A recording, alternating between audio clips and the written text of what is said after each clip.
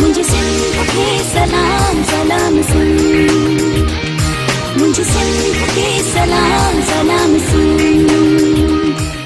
बिस्मिल्लाहिर्रहमानिर्रहीम, अस्सलाम वालेकुम, सुबह बख़ैर, गुड मॉर्निंग। असीं जी ख़िदमत में हाज़िर थी चुका आहियूं तव्हांजे पंहिंजे प्रोग्राम सलाम सिंध में। ऐं तव्हां सभिनी खे सुञाणींदा आहियो, पर जेकॾहिं सफ़ा अहिड़ी ॻाल्हि आहे को नओं दोस्त असांखे ॾिसे पियो त हुनखे ॿुधायां त आउं इरशाद जागीरानी आहियां ऐं मूंसां गॾु आहे ऐं मां आहियां सारिश भुट्टो। उमेद आहे तव्हां बिल्कुलु ठीकु ठाक हूंदो, ख़ैरियत सां हूंदो, मज़े में हूंदो, करार में हूंदो ऐं इहो करार सदाईं माणींदा रहो, ज़िंदगीअ में बहार सदाईं माणींदा रहो, ख़ुशबाश ज़िंदगी गुज़ारियो। ख़ुशबाश ज़िंदगी गुज़ारण जा कई उसूल आहिनि, कई तरीक़ा आहिनि, कई नमूना आहिनि, पर हिकिड़ी ॻाल्हि आउं तव्हां ताईं पहुचायां थो, जेका ॻाल्हि मां नोट कई आहे त जेकॾहिं तव्हां किथे कॾहिं बि कूड़ नथा ॻाल्हायो त पोइ तव्हांजी ज़िंदगी ॾाढी सुठी थींदी। थोरी तकलीफ़ूं बि थींदियूं आहिनि, पर ज़िंदगी मज़ेदार हूंदी आहे। ॻाल्हि माण्हू सिधी सही मुंहं ते चई ॾे, हरू भरू ख़ुशामद बि न कजे, हरू भरू ईअं खणी चऊं त चमचागिरी बि न कजे। ऐं हक़ीक़त ॿुधायो इरशाद त तव्हां कूड़ अगरि नथा ॻाल्हायो त बिलीव कयो तव्हांजे मथां को वज़न न हूंदो आहे, हिकिड़ो बोझ, तव्हांजी निंड सुकून जी हूंदी, तव्हां एतिरा फ्रेश हूंदो। थोरी देरि लाइ मसइलो थींदो, उनखे सॉर्ट आउट करण जी कोशिशि कयो ऐं जेको थी वञे न उनखे बसि थी वञणु ॾियो, बसि थी वियो ऐं उनखां अॻिते वधो। सही, बिल्कुलु सही था चओ तव्हां। ऐं जेकी माण्हू कूड़ ॻाल्हाइनि था, आउं ॾिसंदो आहियां त हीअ दुनिया उन्हनि जी थींदी वेंदी आहे। दुनिया में उन्हनि खे माना उन्हनि खे सहूलियतूं मिलंदियूं आहिनि, फैसिलिटीज़ उन्हनि खे तमामु घणियूं मिलंदियूं आहिनि, कूड़ जी बुनियाद ते अॻिते वधंदा वेंदा आहिनि। हीअ दुनिया त उन्हनि जी थी वेंदी आहे, पर आख़िरत उन्हनि जी न आहे थींदी। आख़िरत उन्हनि जी न आहे थींदी। सो आख़िरत खे बि थोरो ज़हन में रखिजो ऐं उहा बि तव्हांखे पंहिंजी करणी आहे। सो कूड़ खां पासो कयो। नंढपण में चवंदा हुआ त सचो त बीठो नचो, बाक़ी अॻिते बि चवंदा उहो नथो चवां। सो बहरहाल ॻाल्हि चवण जी आहे त जेको बि मामिलो हुजे ऐं जेका बि ॻाल्हि करणी हुजे, माण्हू सिधीअ रीति करे। मज़ाक भले कंदा कयो, पर कूड़ न ॻाल्हाईंदा कयो। मज़ाक थोरियूं ठहंदियूं आहिनि कॾहिं कॾहिं ज़िंदगी खे सुठो बणाइण लाइ, भोग मज़ाक मस्ती इहा ज़रूरी आहे, पर यको बि न हुजे, यको बि इहा मज़ाक वारी ज़िंदगी न हुजे, न त ज़िंदगी तव्हांजी मज़ाक बणिजी वेंदी। संजीदगी बि किथे किथे अख़्तियार कयो, किन किन जॻहियुनि ते संजीदगी अख़्तियार करणु घुरिजे। के मामला अहिड़ा हूंदा आहिनि, जीअं मिसाल पंहिंजो जेकॾहिं कंहिंखे कैरियर ठाहिणो आहे त उहो जेकॾहिं संजीदा न थींदो ऐं ज़िंदगी पंहिंजी ईअं ई गुज़ारे छॾींदो ऐं भोग मज़ाक में, त पोइ ईंदड़ जेको वक़्तु आहे उन वक़्त में हिकु ॾींहुं उनखे ज़रूरु इहा ख़बर पवंदी, पछतावो थींदो त मां त हीअ सॼा ॾींहं हरूभरू गुज़ारे छॾिया, मूंखे कुझु करणु घुरिजे हा, मूंखे कुझु गोल्स अचीव करणु घुरिजनि हा, मुंहिंजो फलाणो संगती, मुंहिंजो फलाणो भाउ, मुंहिंजा फलाणा माइट हिते पहुची विया आहिनि, हिन मंज़िल ते पहुची विया आहिनि, असां अञा ताईं उहे ई आहियूं। इन हवाले सां हिकिड़ी वीडियो बि आई हुई ॿ टे ॾींहं पहिरियां, चई त ॿिनि माण्हुनि जा जेके आहिनि से माइट कॾहिं ॾिसंदा आहियूं त साइंसदान, किन माण्हुनि जा माइट डॉक्टर, किन जा इंजीनियर, असांजा माइट वरी जादूगर। मतिलबु पाण त वधी न सघनि, ॿियनि खे किराइण जी कोशिश में उहो पंहिंजो टाइम ज़ाया कंदा आहिनि। असल में इन्हनि शयुनि जो कुझु बि न आहे, उहो सिर्फ़ु पंहिंजो टाइम ज़ाया करणु आहे। इन्हनि धकियानुसी ॻाल्हियुनि जे कढ भॼण सां तव्हां पंहिंजे पाण खे नुक़सानु था पहुचायो, पंहिंजी निंड ख़राबु था कयो, पंहिंजो सुकून ख़राबु था कयो। तव्हां कोशिशि इहा कयो, तव्हां महिनत कयो ऐं हुननि खां वधीक बहितर थी ॾेखारियो। बिल्कुलु सही था चओ। ऐं जेकॾहिं तव्हांखे सफ़ा माना टाइम मिले थो, अॼुकल्ह टाइम माण्हू खे घटि आहे, जेकॾहिं टाइम जेकॾहिं तव्हांखे थोरो थको मिले थो त पोइ तव्हां साइकिल हलाईंदा कयो। इन में बि वर्ज़िश आहे। अॼु साइकिल जो आलमी ॾींहुं बि आहे, इन जे करे असां तव्हांखे चऊं था त साइकिल हलाइण इंतिहाई लाज़मी आहे। मां हिते अची ॾिठो पए त अज़हर साहिबु ॿुधायो साइकिल जो आलमी ॾींहुं आहे। मूं चयो पहिरियां ॿुधायो त मां घरां अचां ई साइकिल ते साइकिल जो ॾींहुं बि भलाइजी वञे, मुंहिंजी वर्ज़िश बि थी वञे। बिल्कुलु। ऐं इरशाद ईअं हूंदा आहिनि, हाणे जीअं लॉकडाउन आहे ऐं लास्ट ईयर बि, त हर माण्हू साइकिलिंग करे पियो, छो जो हिकु एक्सरसाइज़ वेही वेही की जेकॾहिं इंसानु फैटी थी थो वञे ऐं उन खां अलावा थोरो फ्रेश थी वेंदो, एक्सरसाइज़ ज़रूरी आहे। सही सही। ऐं हाणे जीअं तव्हां ॻाल्हि कई त वरी पेट्रोल बि महांगो आहे, त ॻोठनि में वरी आउं ॾिसंदो आहियां कॾहिं कॾहिं साइकिल नज़र ईंदी आहे मूंखे, पर हाणे त वॾा माण्हू हूअं बि वर्ज़िश तौरु जेका घरनि में साइकिल हूंदी आहे, वर्ज़िश वारी साइकिल, हुनजो नालो अलाए छा आहे मूंखे ख़बर न अथव, मां ॿहिराड़ीअ माण्हू आहियां, ॻाल्हि थी आहे, पर उहा साइकिल जेको आहे वर्ज़िश में इस्तेमालु कई वेंदी आहे। इन सां थींदो ई आहे तव्हांजी रतु बि ठहंदी आहे, मतिलबु रतु गर्दिश में ईंदी आहे, खून तव्हांजो गर्दिश में ईंदो आहे, त तव्हांजा जेके उज़व आहिनि उहे फिटफाट रहंदा आहिनि, पेर बि हलंदा रहंदा आहिनि, दिमाग़ बि हलंदो रहंदो आहे। बिल्कुलु बिल्कुलु सही ॻाल्हि आहे। ऐं जेकी बि ॿहिराड़ीअ जा माण्हू आहिनि, जिन पुराणे ज़माने में माना माज़ी क़रीब जी ॻाल्हि आहे, असां त हाणे ॾिसूं था त इहे मोटरसाइकिल जा जेके शोरूम अची विया आहिनि, पहिरियां साइकिल जा दुकान हूंदा हुआ, ऐं जेकॾहिं का वॾी अचीवमेंट मिलंदी, का वॾी सक्सेस मिलंदी, का शोभ मिलंदी हुई नंढपण में, त पोइ असांखे वालदेन इहा ई माना लालच ॾींदा हुआ त बाबा हाणे हीउ कमु जेकॾहिं करे ॾेखारींदो पोइ साइकिल वठी ॾींदोमांइ, ॻाल्हि आहे सिधी आहे। असां उन साइकिल वठण जे बहाने उन साइकिल जी लालच में अची करे पोइ एॾी महिनत कंदा हुआसीं, एतिरी महिनत कंदा हुआसीं, उहा त हाणे माना मूंखे ख़बर आहे त मां केतिरी महिनत कंदो आहियां। तॾहिं त अॼु तव्हां हिन सीट ते आहियो। बिल्कुलु बिल्कुलु अञा ताईं मां उअं ई आहियां स्मार्ट, छो त मां एतिरो साइकिल हलायां। मूंखे हलाइण न ईंदी आहे, इन करे थोरी मां बैठी थी रही आहियां। सो साइकिल तव्हां हलायो ऐं तव्हांखे बि जेकॾहिं वाक़ई में बि पंहिंजो जेकॾहिं वेट बरक़रार रखिणो आहे, मतिलबु घटि करिणो आहे, लूज़ करिणो आहे, त पोइ साइकिल हलाइणु इंतिहाई लाज़िम आहे। सो साइकिल जो अॼु ॾींहुं आहे ऐं हिन सां गॾोगॾु अॼु असां सालगिरह मुबारक बि चवंदासीं अॻूणे क्रिकेटर ऐं पाकिस्तानी टीम जे कप्तान वसीम अकरम साहिब जो अॼु जनम ॾींहुं बि आहे। सालगिरह मुबारक उनखे चऊं था ऐं उनजे लाइ दुआ कयूं था त उनजा जेकी ख़्याल आहिनि, उन जूं जेकी सोचूं आहिनि, उनजा जेके आइडियाज़ आहिनि, उहे पाकिस्तान क्रिकेट टीम खे सदाईं मतिलबु उहे फ़ैसिलाइती जेके शयूं आहिनि उहे मिलंदियूं रहनि त पाकिस्तान क्रिकेट टीम वधि खां वधि स्ट्रॉन्ग थिए, वधि खां वधि परफॉर्मेंस ॾेखारे, वधि खां वधि असांजो नालो ॿिनि मुल्कनि में रोशन थिए। वसीम अकरम साहिब जूं के ॻाल्हियूं अहिड़ियूं हूंदियूं आहिनि, मतिलबु के आइडियाज़ अहिड़ा हूंदा आहिनि जेकी रांदीगरनि खे ॾियण सां रांदीगर फुर्ती सां खेॾी सघंदा आहिनि, छो त हुननि जो एक्सपीरियंस आहे, उहे थी चुका आहिनि, हुन मरले मां गुज़री चुका आहिनि। हाणे तव्हां असांजी होस्टिंग कयूं था, ॿियो को होस्ट ईंदो त वरी उहो असां पुछा कंदो त प्रोग्राम थींदो कीअं, हालांकि आहे सोलो, पर तरतीब उनखे वरी ॿुधाइणी पवंदी त हीअं हीअं थींदो। त पोइ वसीम अकरम साहिब क्रिकेटरनि जी रहनुमाई कंदो आहे। सो वसीम अकरम साहिब जो अॼु जनम ॾींहुं आहे, उनखे सालगिरह जूं मुबारकूं असां ॾियूं था। इन खां सवाइ अदीब मुहक़िक़ साईं अता मोहम्मद बंबरे साहिब जी पहिरीं वरसी बि आहे अॼोके ॾियारे ते। सो अॼोके ॾियारे ते हिकु साल गुज़री वियो आहे, ख़बर ई न पई। अता मोहम्मद बंबरो साहिब असांखां मोकिलाए वियो। अता मोहम्मद बंबरो साहिब नामियारो वकील ऐं तमामु घणो सुठो लेखक, तहक़ीक़दान, मुहक़िक़, असांजो सिंध जो वॾो सरमायो ऐं खोड़ सारा किताब हुनजा मार्केट में आयल आहिनि, जिन खे पढ़ी करे अॼु बि नौजवान पंहिंजूं राहूं तलाश कनि था, पंहिंजा दग तलाश कनि था। नौजवाननि खे पंहिंजा दग ॻोल्हण में आसानी थिए थी ऐं ख़ासि तौर ते जेका वतन सां मुहबत आहे, जेका वतन सां हुब आहे ऐं पंहिंजी मिटीअ सां जेको प्यारु आहे, उहो अता मोहम्मद बंबरे साहिब खां पोइ त दंग आहे। न हुनजी मुहबत पंहिंजे मिटीअ सां, पंहिंजी धरतीअ सां, उहा तव्हां यको सोशल मीडिया ते बि ॾिठी पए ऐं जॾहिं पाण लाॾणो कयूं त हिकिड़ी वसियत बि कयाऊं ऐं उहा वसियत बि सोशल मीडिया ते तमामु घणी वायरल थी हुई ऐं उन वसियत ते पाण हिन वक़्तु त नथा ॻाल्हाए सघूं, पर मिटी ऐं धरतीअ जी मुहबत में माण्हू कॾहिं कॾहिं अहिड़ियूं शयूं बि ॿुधाईंदो आहे, अहिड़ियूं शयूं बि कंदो आहे जंहिंसां हिकिड़ी उनसियत पैदा थींदी आहे, उत्साह थींदो आहे, दिलि लॻी थींदी आहे असांखे पंहिंजे वतन सां। त काश असांजो वतन, असांजी मिटी, उनजे लाइ पाण बि को ख़ासो किरदारु अदा करे सघूं। पाण ईअं न जीऊं जीअं ॿिया माण्हू जीअनि था, पाण ईअं न जीऊं त वञण खां पोइ असांखे को सारे न, असांजे लाइ को लुड़क हारे न, असांखे को पुकारे न। ईअं ज़िंदगी गुज़ारियो, मज़ेवार ज़िंदगी गुज़ारियो ऐं बहितरीनु ज़िंदगी गुज़ारियो त जीअं तव्हांखे वञण खां पोइ तव्हांजी छॾियल कम खे, तव्हांजे छॾियल मिशन खे बि को अॻिते वठी अचे ऐं तव्हांजे नाले ते, तव्हांजे नाले या तव्हांजे कम खां एतिरो माण्हू मुतासिर थिए जो उनखे बाक़ाइदा तव्हांजो छॾियल जेको कमु आहे, उहो अणपूरो जेको कमु आहे, उनखे पूरे करण जी भरपूर कोशिशि कई वञे। बिल्कुलु, नालो तव्हांजो तारीख़ में लिखियो वञे, बसि जॾहिं बि तव्हांखे यादि कयो वञे त तव्हांजे कमनि जे हिसाब सां, तव्हांजी सोचनि जे हिसाब सां तव्हांखे यादि कयो वञे। बिल्कुलु। सो यादगिरी बि इंतिहाई लाज़मी आहे। असां जिन मोज़िज़ शख़्सियतुनि जी, वॾियुनि शख़्सियतुनि जी ॻाल्हि हूंदी आहे, उनजो जनम ॾींहुं हूंदो आहे या वरसी हूंदी आहे, त असां उनखे सारींदा ज़रूरु आहियूं। हाफ़िज़ो असांजो एतिरो आहे ऐं हाफ़िज़ो जेके न बि आहे त पोइ अॼुकल्ह चाचे गूगल बि इलाही कमु आसान करे छॾिया आहिनि, फेसबुक बि कमु आसान करे छॾिया आहिनि, कंहिंजी बर्थडे आहे त पोइ ॿुधाए छॾींदा आहे। पर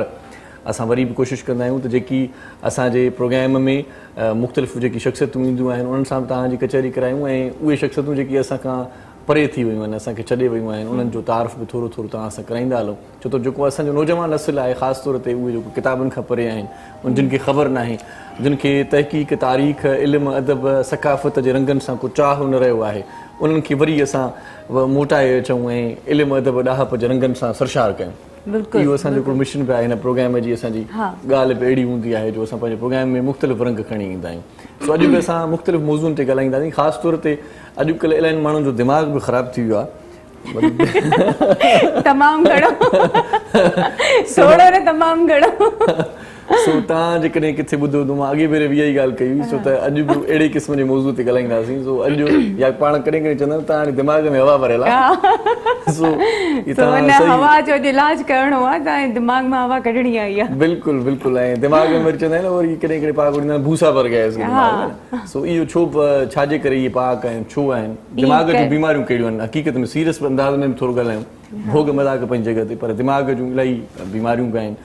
कॾहिं कॾहिं पाण ईअं ज़िंदगी गुज़ारींदा रहंदा आहियूं, घुमंदा फिरंदा रहंदा आहियूं, पर हक़ीक़त में जेकॾहिं पाण कंहिं मुआलिज सां, कंहिं डॉक्टर सां मशवरो कंदासीं त पाण खे इलाही प्रॉब्लम्स आहिनि जेकी तव्हां ॾिसंदा आहियो। कॾहिं कॾहिं के माण्हू वेठे वेठे वरी मूड में हूंदा आहिनि कॾहिं कॾहिं वरी हा, कावड़जी बि कावड़जी वेंदा आहिनि। दिमाग़ त ठीकु आहे करे त आहियां भला इहो छो थींदो आहे तव्हां ॾिसां मूंखे अहिड़ो माण्हू आयो आहे भला मां तव्हांजे साम्हूं वेठी त आहियां सो इहे प्रॉब्लम्स छो आहिनि ख़ासि तौर ते ब्लड प्रेशर जा जेके मरीज़ आहिनि उहे बि असांजो प्रोग्राम ॾिसी सघनि था त ब्लड प्रेशर हाई ऐं लो छो थींदो आहे अप डाउन्स इहे छो थियूं थियनि ऐं ॿियूं बि मुख़्तलिफ़ बीमारियूं असां ख़ासि तौर ते अॼु उन्हनि ते बि ॻाल्हाईंदासीं सो इन खां पहिरियां जो असां मौज़ूद महिमान सां तव्हांजो तारीफ़ करायूं ऐं प्रोग्राम जी तरतीब खे सुहिणे नमूने सां खणी हलूं नंढड़ी साईअ जो वक़्तु थियो आहे चांहि पीअण जो बहानो आहे नंढड़ी साई बिल्कुलु चांहि पीअण बि तमामु ज़रूरी आहे तव्हां बि चांहि पीओ हिकु ब्रेक खां पोइ वरी वापसि अचूं था सलाम सिंध में मुझे सिंध के सलाम सलाम सिंध मुझे सिंध के सलाम सलाम सिंध मुझे सिंध के सलाम सलाम सिंध मुझे सिंध के सलाम सलाम सिंध जी सलाम सिंध में हिकु भेरो वरी तव्हांखे भलीकार चऊं था वॾी महिरबानी आहे तव्हांजी तव्हां असां सां जुड़ियल आहियो असां सां ॻंढियल आहियो इहो ॻांढापो हुजे इहा तव्हांजी वॾी महिरबानी थी जेकॾहिं तव्हां असांजे प्रोग्राम टेलीफोन कंदो फीडबैक ॾींदव असांखे ख़बर पवंदी तव्हां बि निंड मां उथिया आहियो ऐं असांजो प्रोग्राम सकार थो थी पवंदो सो मौज़ूद महिमान शहरिश असांजे प्रोग्राम में पहुची विया आहिनि सो उन्हनि जो तारीफ़ बि तव्हां सां कराईंदा हलूं सभ खां पहिरियां त मुख़्तलिफ़ मौज़ूअनि ते ॻाल्हाइण वारी हिकिड़ी डॉक्टराणी बि असां वटि आहे ऐं भले कहिड़ो बि मौज़ू हुजे उन सां उन मामले ते उन मर्ज़ ते असां डिस्कस कंदा आहियूं त ॾाढो सुठो ईअं खणी चऊं त लॻंदो आहे असांखे ऐं सुठी ॼाण मिलंदी आहे पोइ सुठी ॼाण असां अॼु उन खां मुख़्तलिफ़ मौज़ूअनि ते वठंदासीं असांजे प्रोग्राम जो सो रहंदी आहे असांजे प्रोग्राम में मुख़्तलिफ़ वक़्तनि ते ईंदी बि आहे ऐं जाम मालूमात ॾेई वेंदी आहे सो भलीकार चऊं था डॉक्टर शबाना नाज़ के डॉक्टर साहिबा कैसी हैं आप ठीक हैं माशाल्लाह बहुत शुक्रिया आप हमारे प्रोग्राम में तशरीफ़ लाई ऐं उन खां पोइ जेको ॿियो महिमान आहे ऐं जंहिंजे लाइ पाण थोरी ॻाल्हि पहिरियां बि करे चुकासीं इंट्रो में बि दिमाग़ जी ॻाल्हि हुई सो डॉक्टर साहिबु असां सां गॾु आहे दिमाग़ जे मुख़्तलिफ़ मामलनि ते कचहरी कंदासीं उन सां ॿिया बि खोड़ सारा मामला जेकॾहिं तव्हांजे ज़हन में आहिनि को सवाल करणु चाहियो था त उहो बि टेलीफोन करे पुछा करे सघो था नेरो सर्जन आहिनि पाण ऐं मुख़्तलिफ़ मामलनि ते सुठी बीमारियुनि जे मर्ज़नि ते ॻाल्हि ॿोल सुठी करे सघनि था सुठी ॼाण रखंदा डॉक्टर आहिनि डॉक्टर औरंगज़ेब असां सां गॾु आहे उनखे भलीकार चऊं था अस्सलाम वालेकुम साईं कीअं आहियो ठीकु आहियो साईं अल्हम्दुलिल्लाह दुआऊं सर वॾी महिरबानी तव्हां क़ीमती वक़्तु सीड़ायो ऐं असां वटि हूअं बि इलाही माण्हू दिमाग़ जा मरीज़ आहिनि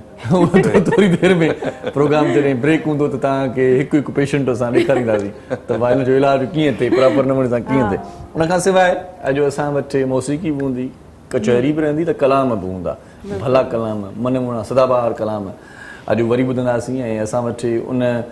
मतिलबु मौसीक़ीअ खे मचाइण जे लाइ महफ़िल खे मचाइण जे लाइ एसे ख़ान साहिब असां सां गॾु आहे उनखे भलीकार चऊं था ख़ान साहब कैसे हैं ठीक है अमन है आपका नाम ही ऐसे खान है तो खान साहब आ जाता है खुद चलिए ठीक है बहुत शुक्रिया ऐं उस्ताद मोहरम नाज़ साईं असां सां गॾु आहे उस्ताद मोहरम नाज़ पंहिंजो मुठि पाण आहे म्यूज़िक ॾाढी ज़बरदस्त हूंदी आहे हिनजी ऐं कल्ह त मूं ॾिठो पिए त बाक़ाइदा ईअं कॾहिं कॾहिं माना उस्ताद पाण बि माना ईअं सफ़ा ईअं फिटफाट हूंदो आहे न त पोइ हिनजी दिलि बि चवंदी आहे त अॼु माना VIP म्यूज़िक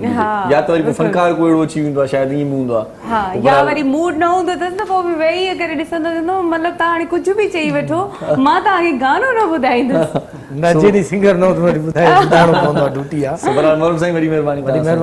लख थोरा तव्हांजा सो कचहरी जो आगाज़ कयूं था डॉक्टर साहिबु सभ खां पहिरियां त अॼुकल्ह ॾाढो इहो मर्ज़ थी पियो आहे ब्लड प्रेशर जो जी ब्लड प्रेशर माण्हू वॾा वठिजी विया आहिनि हिन मर्ज़ में बि कॾहिं हाई थो थिए कॾहिं ब्लड प्रेशर डाउन थो थिए अप डाउन इहे छो थींदियूं आहिनि ऐं ब्लड प्रेशर जे मरीज़नि खे छा करणु घुरिजे छा हिन जो को आहे को इलाजु आहे ब्लड प्रेशर जो ॾिसो ब्लड प्रेशर वाकई अॼुकल्ह तमामु घणो कॉमन थी वियो आहे ऐं पहिरीं त ओल्ड एज बीमारी हूंदी अब 50 हिनखे कंसिडर कंदा हुआ 60s में थींदो हो ऐं पर हाणे तव्हां ॾिसो त तक़रीबन 25% जेको आहे यंग पॉपुलेशन में बि थी वियो आहे ऐं असां उहे माण्हू जेके पंहिंजे 30s में हूंदा आहिनि या लेट 30s में हूंदा आहिनि उन्हनि खे बि हार्ट अटैक जो ॿुधंदा आहियूं त उन्हनि खे थिए थो लिटरली असां ॾिसंदा आहियूं ॿी जेका सिग्निफिकेंस ॻाल्हि हिन में इहा आहे त पहिरीं इहो थींदो बाबा 2 हार्ट अटैक थिया आहिनि हाणे इन जी का हुई न रही आहे केरु पहिरीं हार्ट अटैक में बि वञी सघे थो माना पहिरियां थोरो दौरो पवंदो त माना अलार्मिंग सूरत हूंदी त हाणे एहतियात कयो हाणे अचानक माना हाणे उन में थिए छा थो हिकिड़ो त तव्हां माशाल्लाह इंट्रोडक्शन में ॿुधायो असांजो पंहिंजो लाइफ स्टाइल जेको आहे उहो तमामु घणो चेंज थी वियो आहे टीवी खां पोइ ऐं जेके असां वटि एप्स अचनि थियूं उन खां पोइ एक्सरसाइज़ तमामु घटि थी वई आहे, माण्हू जंक फूड तमामु घणो यूज़ था कनि, त असांखे बर्गर्स खपनि ऐं फलां शयूं खपनि ऐं पिज़्ज़ा खपनि, चलो उहे खाइण खां पोइ कुझु उन में एक्सरसाइज़ हुजे, पर एक्सरसाइज़ सफ़ा न आहे, उहो स्टाइल माण्हुनि पंहिंजो सफ़ा ख़तमु करे छॾियो आहे, जंहिंजे करे थिए छा थो जो माण्हू जेको ब्लड आहे उन में विस्कोसिटी वधी थी वञे, घाटाई जंहिंखे चइजे उहा वधी थी वञे ऐं उहो किथे न किथे वञी कोगुलेशन करे थो, त इन खां बचण लाइ हिकिड़ो त खाइण पीअण सुठो हुजे ऐं ॿियो लाइफ स्टाइल सही रखिजे। थर्ड जेको अॼुकल्ह जे हिसाब सां यंग पॉपुलेशन में असां वटि इशू आहे दैट इज़ स्ट्रेस, अॻ खां अॻिते थियण जी कोशिशि, बहितर खां बहितर थियण जी कोशिशि ऐं ॿिए खे डाउन करण जी, बसि इहा शइ जेका आहे न इंसान खे उहो वधि खां वधि स्ट्रेस थिए थी ऐं न सिर्फ़ु दिलि जा मसइला, दिमाग़ी मसइला ऐं वक़्त खां पहिरीं माण्हू इलाही शयुनि में डाउन थी थो वञे। सही माना इहो ईअं कजे त वर्जिश बि हल्की फुल्की कजे, बिल्कुलु खाद खुराक जेका पाण कयूं था निज कुझु शयूं खाइजनि। जीअं असां पंहिंजी जेका इक्विपमेंट्स आहिनि, एप्स आहिनि, उन में अॻियां वधिया आहियूं त दुनिया जी ॿियुनि शयुनि में बि असांखे एक्सरसाइज़ में अॻियां वधणु खपे। मसलन 10-12 सालनि में तव्हां ॾिसो था टीवी में केतिरो चेंज आयो आहे, मोबाइल्स में केतिरो चेंज आयो आहे, पर असां कॾहिं पंहिंजी वर्जिश जी तरफ़ न ॾिनो आहे। ॾिसो योगा अची विया आहिनि, पर कॾहिं असां उन तरफ़ ध्यानु न ॾिनो आहे। तमामु ज़बरदस्त शइ आहे योगा, फिजियोथेरेपी तमामु सुठी शइ आहे, एक्सरसाइज़ ॿियो न त स्विमिंग बहितरीन एक्सरसाइज़ आहे, बहितरीन ॾिसो न हाणे हर कंहिंखे नथी मिली सघे, हाणे जे कंहिंखे को स्विमिंग करे सघे थो, को योगा करे सघे थो, मिनिमम माण्हू खे न बि न अल्टरनेट डे ते 40 मिनट्स जी वॉक त करे ई करे। असांजूं जेके औरतूं घरनि में अचनि उहे बि हाणे कमकार खां थोरी आजू थी वियूं आहिनि, माना नयूं शयूं नयूं इजादात उन्हनि खे मसरूफ़ करे रखियो आहे। मतिलबु हू हाणे पहिरियां जीअं कंहिं ज़माने में कपिड़ा बि धोइबा त पोइ पाण ईअं हथनि सां कपिड़ा धोईंदा हुआ, हाणे वॉशिंग मशीन आहे या किचन में कमु करण लाइ चॉपर आहे, काफ़ी कुक जेके माण्हू बीहारींदा आहिनि। सरिश ॾिसंदोसि ॿेराड़ीअ में कपिड़ा धोइण जे लाइ साबुण जो पंहिंजो इस्तेमालु, पर गॾो गॾु हिकिड़ी लठ बि हूंदी जेके कपिड़नि खे हणंदा, कपिड़नि जे अलावा बि काफ़ी कमनि में इहा ॾाढी सुठी ॻाल्हि कई। अच्छा, हार्ट अटैक जी तव्हां ॻाल्हि कई, 2 भेरा ऐं 1 भेरो, पर हिकिड़ी ॻाल्हि डॉक्टर साहिब मूंखे ॿुधायो, पाण में वेठा आहियूं, हार्ट अटैक भला मर्दनि खे घणो छो थींदो आहे, औरतुनि खे छो नथो थिए? इहो तमामु तव्हां सुठो सवालु, मर्द छो ईंदा आहिनि इन ते मुंहिंजी उहा ई ॻाल्हि आहे त स्ट्रेस फैक्टर मर्दनि में स्ट्रेस जेका आहे उहा कंपेरेटिवली घणो आहे, जेनेटिकली उहो मोर टुवर्ड्स द इंक्लाइन करनि था हार्ट अटैक जी तरफ़। उन्हनि जो लाइफ स्टाइल, उन्हनि जो खाधो पीतो ऐं स्ट्रेस फैक्टर, स्लीप फैक्टर मर्दनि जो वधीक ख़राबु आहे एज़ कंपेयर टू फीमेल। सही त उन जे करे जॾहिं त फैट डिपोज़िशन जेकी हूंदी आहे उहा फीमेल में घणी आहे, पर मर्द जेके आहिनि genetically more prone to the heart attack. मां न ॿुधो आहे कॾहिं त का फलाणी औरत हार्ट अटैक में तमामु घटि वो इन करे जो औरतुनि में सब्र हूंदो आहे, मर्दनि में सब्र न आहे, औरतुनि में बर्दाश्त हूंदी आहे। अच्छा, इन में हिकिड़ी ॿी ॻाल्हि बि आहे, तमामु सुठी हिननि ॻाल्हि कई, जेके ख़वातीन आहिनि उहे छा कंदियूं आहिनि, पंहिंजूं जेके दिलि जूं ॻाल्हियूं आहिनि साइडुनि में ॿुधाए छॾियूं, हिते हुते मर्द पंहिंजी ॻाल्हियुनि खे रोके रखंदा आहिनि। अच्छा, इहो हा, सही हरू भरू पंहिंजी का बि ॻाल्हि या को बि राज़ या को बि अहिड़ी डिस्कशन जी उहे एब्ज़ॉर्ब करे वेंदा आहिनि, रादर देन त उहो डिस्कस करे हुनखे खोलीनि त मूंसां हीअ प्रॉब्लम ई, त उहो जेको अगेन स्ट्रेस ते फैक्टर अची थो वञे। त एक्सरसाइज खां बि मथे तव्हां लेटेस्ट रिसर्च में ॾिसंदो त stress is the most common factor regarding heart attack, depression, stress, इहे शयूं। इहो तव्हां भलो कंदियूं आहियो जो पंहिंजी साहेड़ीअ खे हर शइ ॿुधाए करे ज़माने जी पोइ अॼु असांजो कहिड़ो कमु, आख़िर में न कई हुई। बिल्कुलु ऐं ॿियो इहो बि हूंदो आहे न, जेके जेंट्स हूंदा आहिनि उहे रोई न सघंदा आहिनि, असल में जेके ॻोड़ा हूंदा आहिनि उहे निकिरणु तमामु ज़रूरी हूंदो आहे। इन में तव्हांजो ब्रेन, तव्हांजो दिमाग़, तव्हांजो आइज़ रिलैक्स थींदियूं आहिनि, तव्हांजे दिलि जो बोझ जेका आहे बिल्कुलु थींदो आहे। जॾहिं न्यूयॉर्क वियो हुउमि लास्ट टाइम, मुंहिंजो लेक्चर हो, मां घुरायो हुउमि, उते सेंट्रल पार्क आहे, अदरशा जॾहिं मां उते वियुमि, एतिरा माण्हू उते एक्सरसाइज़ पिया कनि, वॉक पिया कनि, उन्हनि खे पंहिंजी हर शइ जी ख़बर हुई त असांखे केतिरी वॉक करणी आहे, केतिरी असांखे साइकिलिंग करणी आहे। मां 2 हफ़्ता हुअमि त मां जिते रहियल हुअमि त सेंट्रल पार्क सम्झो हुननि जो तमामु मेन पार्क आहे न्यूयॉर्क जो, त जॾहिं मां उते रहियल त मां ॾिठो त दे वर वेरी पर्टिकुलर, कुझु बि खाइनि, कुझु बि पीअनि, पंहिंजी एक्सरसाइज़ पंहिंजी मस्ट कंदा हुआ, ऐं हुननि वटि पंहिंजा मीटर्स हूंदा, ॾिसंदा त असांजूं कैलोरीज़ केतिरियूं बर्न थियूं आहिनि, असांखे अञा केतिरी वॉक करणी आहे, असांजो डेफिसिट कल्ह न कयोसीं त केतिरो रहिजी वियो आहे। त असां हाणे हू खाइनि त था पर उन खे वरी बैलेंस बि कनि था। सही सही त असां सुधरियल हीअ मुल्कनि सभु- में ईअं थिए थो। हा, असां ईअं नथा कयूं, असां खाई वरी सुम्ही था रहूं त बल्कि सुधरियल मुल्कनि में त साईं मुख़्तलिफ़ एक्सरसाइज़ आहिनि। मां त हिकिड़ी अख़बार में पढ़ियो पियो त उते हिकिड़ी एक्सरसाइज़ इहा बि आहे त हिकिड़ो ॾींहुं ख़ासि आहे खिलण जो ॾींहुं आहे, सभु पार्क में जमा थींदा आहिनि, हरू भरू तय करींदा आहिनि, खिलंदा आहिनि। अड़े भाउ इहा कहिड़ी एक्सरसाइज़ आहे? ये पर ट्रॉफी आहे। इवन तव्हां जापान हलिया वञो त उते हू थधो पाणी न आहिनि पीअंदा, अच्छा पाणी पीअंदा नीम गरम, गरम न नीम गरम। सही। ऐं जेके असांजा हिकु ॿ दोस्त उतां रही आया आहिनि उन्हनि बि पंहिंजी इहा हैबिट करे छॾी आहे त थधो पाणी न खपे, थोरो सो नीम गरम हुजे या हू हुजे बस, सही घणो सही उनखे। डॉक्टर शबना आप क्या कहेंगी, ठंडा पानी पिएंगी, गर्म पानी आपके लिए मैसर करें? देखिए वैसे फायदेमंद कौन सा पानी जी, है? जैसे डॉक्टर साहब ने भी बताया कि मर्दों को तो हार्ट अटैक होता है, लेकिन जो लेटेस्ट रिसर्च ये भी कह रही है कि जो औरतें हैं, जो वर्किंग लेडीज हैं स्पेशली ना, उनमें 70% जो है वो ज्यादा चांस होता है हार्ट अटैक का as compare to housewife जो घरों में रहती हैं उसके कंपेरेटिवली कर लें आप। जितनी भी वर्किंग जो काम करने वाली लेडीज है उनके अंदर हार्ट अटैक के चांसेस ज्यादा है क्योंकि स्ट्रेस लेवल उनका बढ़ता है। और फिर दूसरी बात यह है कि जैसे डाइट आजकल हम कितना जागो, और जो भी एक्सट्रीम में कोई भी चीज, जैसे आपने कहा ना गर्म या ठंडा, बहुत गर्म पानी बहुत ठंडा, दोनों ही चीजें आपके लिए नुकसानदेह, हमेशा मॉडरेट अमाउंट में हर चीज होनी चाहिए। और एक्सरसाइज का है ये अकॉर्डिंग टू डॉक्टर साहब के, वैसे भी WHO भी यही रिकमेंड करता है कि 30 मिनट्स की वॉक, हर प्रोग्राम में मैं आपको बताती हूँ 30 मिनट्स की वॉक है 5 डेज इन अ वीक जो है वो मस्ट है। उसके अलावा 20 मिनट्स की आपने एक्सरसाइज जो है वो जरूरी करनी है। फिर आपने अपने लाइफ स्टाइल, जो सेडेंट्री लाइफ स्टाइल हमारा है ना, उसको बिल्कुल चेंज कर देना है। और आप देखें कोरोना की वजह से तो वैसे ही सारे सेडेंट्री लाइफ स्टाइल में आ गए, आप देखें ज्यादा क्वारंटीन हो रहे हैं या इसमें भी इतनी इंपॉर्टेंस है। जैसे हम लोग अक्सर प्रोग्राम्स में ये मैं बताती हूँ, मेरा मैसेज होता है यही कि क्वारंटीन होने के में भी ये मतलब नहीं है कि आपकी वॉक खत्म हो गई, आपकी एक्सरसाइज खत्म हो गई, जिम बंद हो गया, पार्क बंद हो गया, बाहर नहीं निकल सकते। तो आप अपने घर में, अपने टेरेस में, कहीं पर भी जो है वो मूवमेंट करें। और अगर आप क्वारंटीन हुए हुए हैं यानी 15 दिन के लिए, 2 हफ्ते के लिए, तो उस वक्त भी आप मुस्तकिल अपने कमरे में लेटे ना रहें। आप उठें 10 मिनट के बाद अपनी पोजीशन उसी कमरे में वॉक कर लें। और फिर वेंटिलेशन प्रॉपर होनी चाहिए, यानी खिड़की पर जो है उसका हवा कर दें। अगर अम्मी हमें बाहर, रूम से बाहर निकलने ना दे, फिर हम क्या करें? रूम अगर आपका इतना बड़ा भी रूम है तो आप उसी में जैसे मूवमेंट, आप देखिए ना बहुत सारी एक्सरसाइजेज होती हैं, अगर आप देखें जाके गूगल पे, नेट पे, तो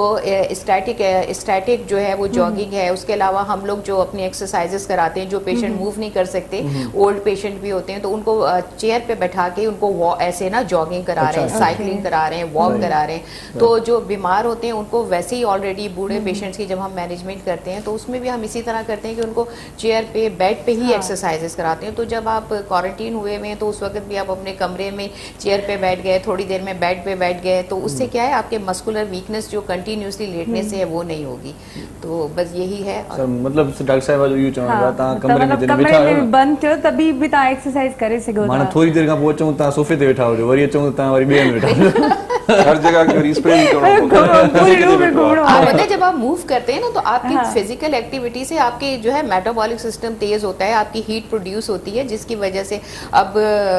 थोड़ा सा आप बात करें, मैं आगे आपको बताऊंगी कि क्योंकि अभी आजकल जो डे बनाया गया थायराइड के ऊपर, उसमें थायराइड में भी यही होता है कि आपकी एक्टिविटी, आपका जो बॉडी का मेटाबॉलिज्म स्लो हो जाता है, जिसकी वजह से आप वेट गेन करना शुरू कर देते हैं। सही। तो यही है कि जब आप मूवमेंट, कहते हैं ना हरकत में बरकत है, तो आप बस हरकत करते रहें। और फिर WHO भी रिकमेंड करती है कि पानी जो है आपने प्रॉपर पीना है। आजकल तो हीट का है तो हर 20 मिनट के बाद अगर आपको प्यास लगे ना लगे, आपने थोड़ा सा पानी जो है वो पीना ही पीना है। 3 लीटर पानी कम से कम आप लोगों ने सबने पीना है, हेल्दी पर्सन। सही मतलब वर्जिश इतना लाजिम है। आज का दिन भी है, साइकिलिंग का दिन भी है, तो हम ये बताते चलें कि भाई वर्जिश किया करें। वर्जिश तव्हांजी सेहत खे दफ़ा बेहतर बनाए सके थो ऐं तव्हां जेके न कंदो त पोइ बीमार थी सघो था। वॉक ज़रूरी आहे, पंहिंजे घर जो कमु पाण कयो सही ताकि तव्हांजी इहा एक्सरसाइज थिए। अगर तव्हां एक्सरसाइज नथा करे सघो। सही। डॉक्टर औरंगज़ेब साहिब, अॼुकल्ह जेके पेशेंट्स अचनि था तव्हां वटि, ख़ासि तौर ते कहिड़ो आर्ज़ो आहे,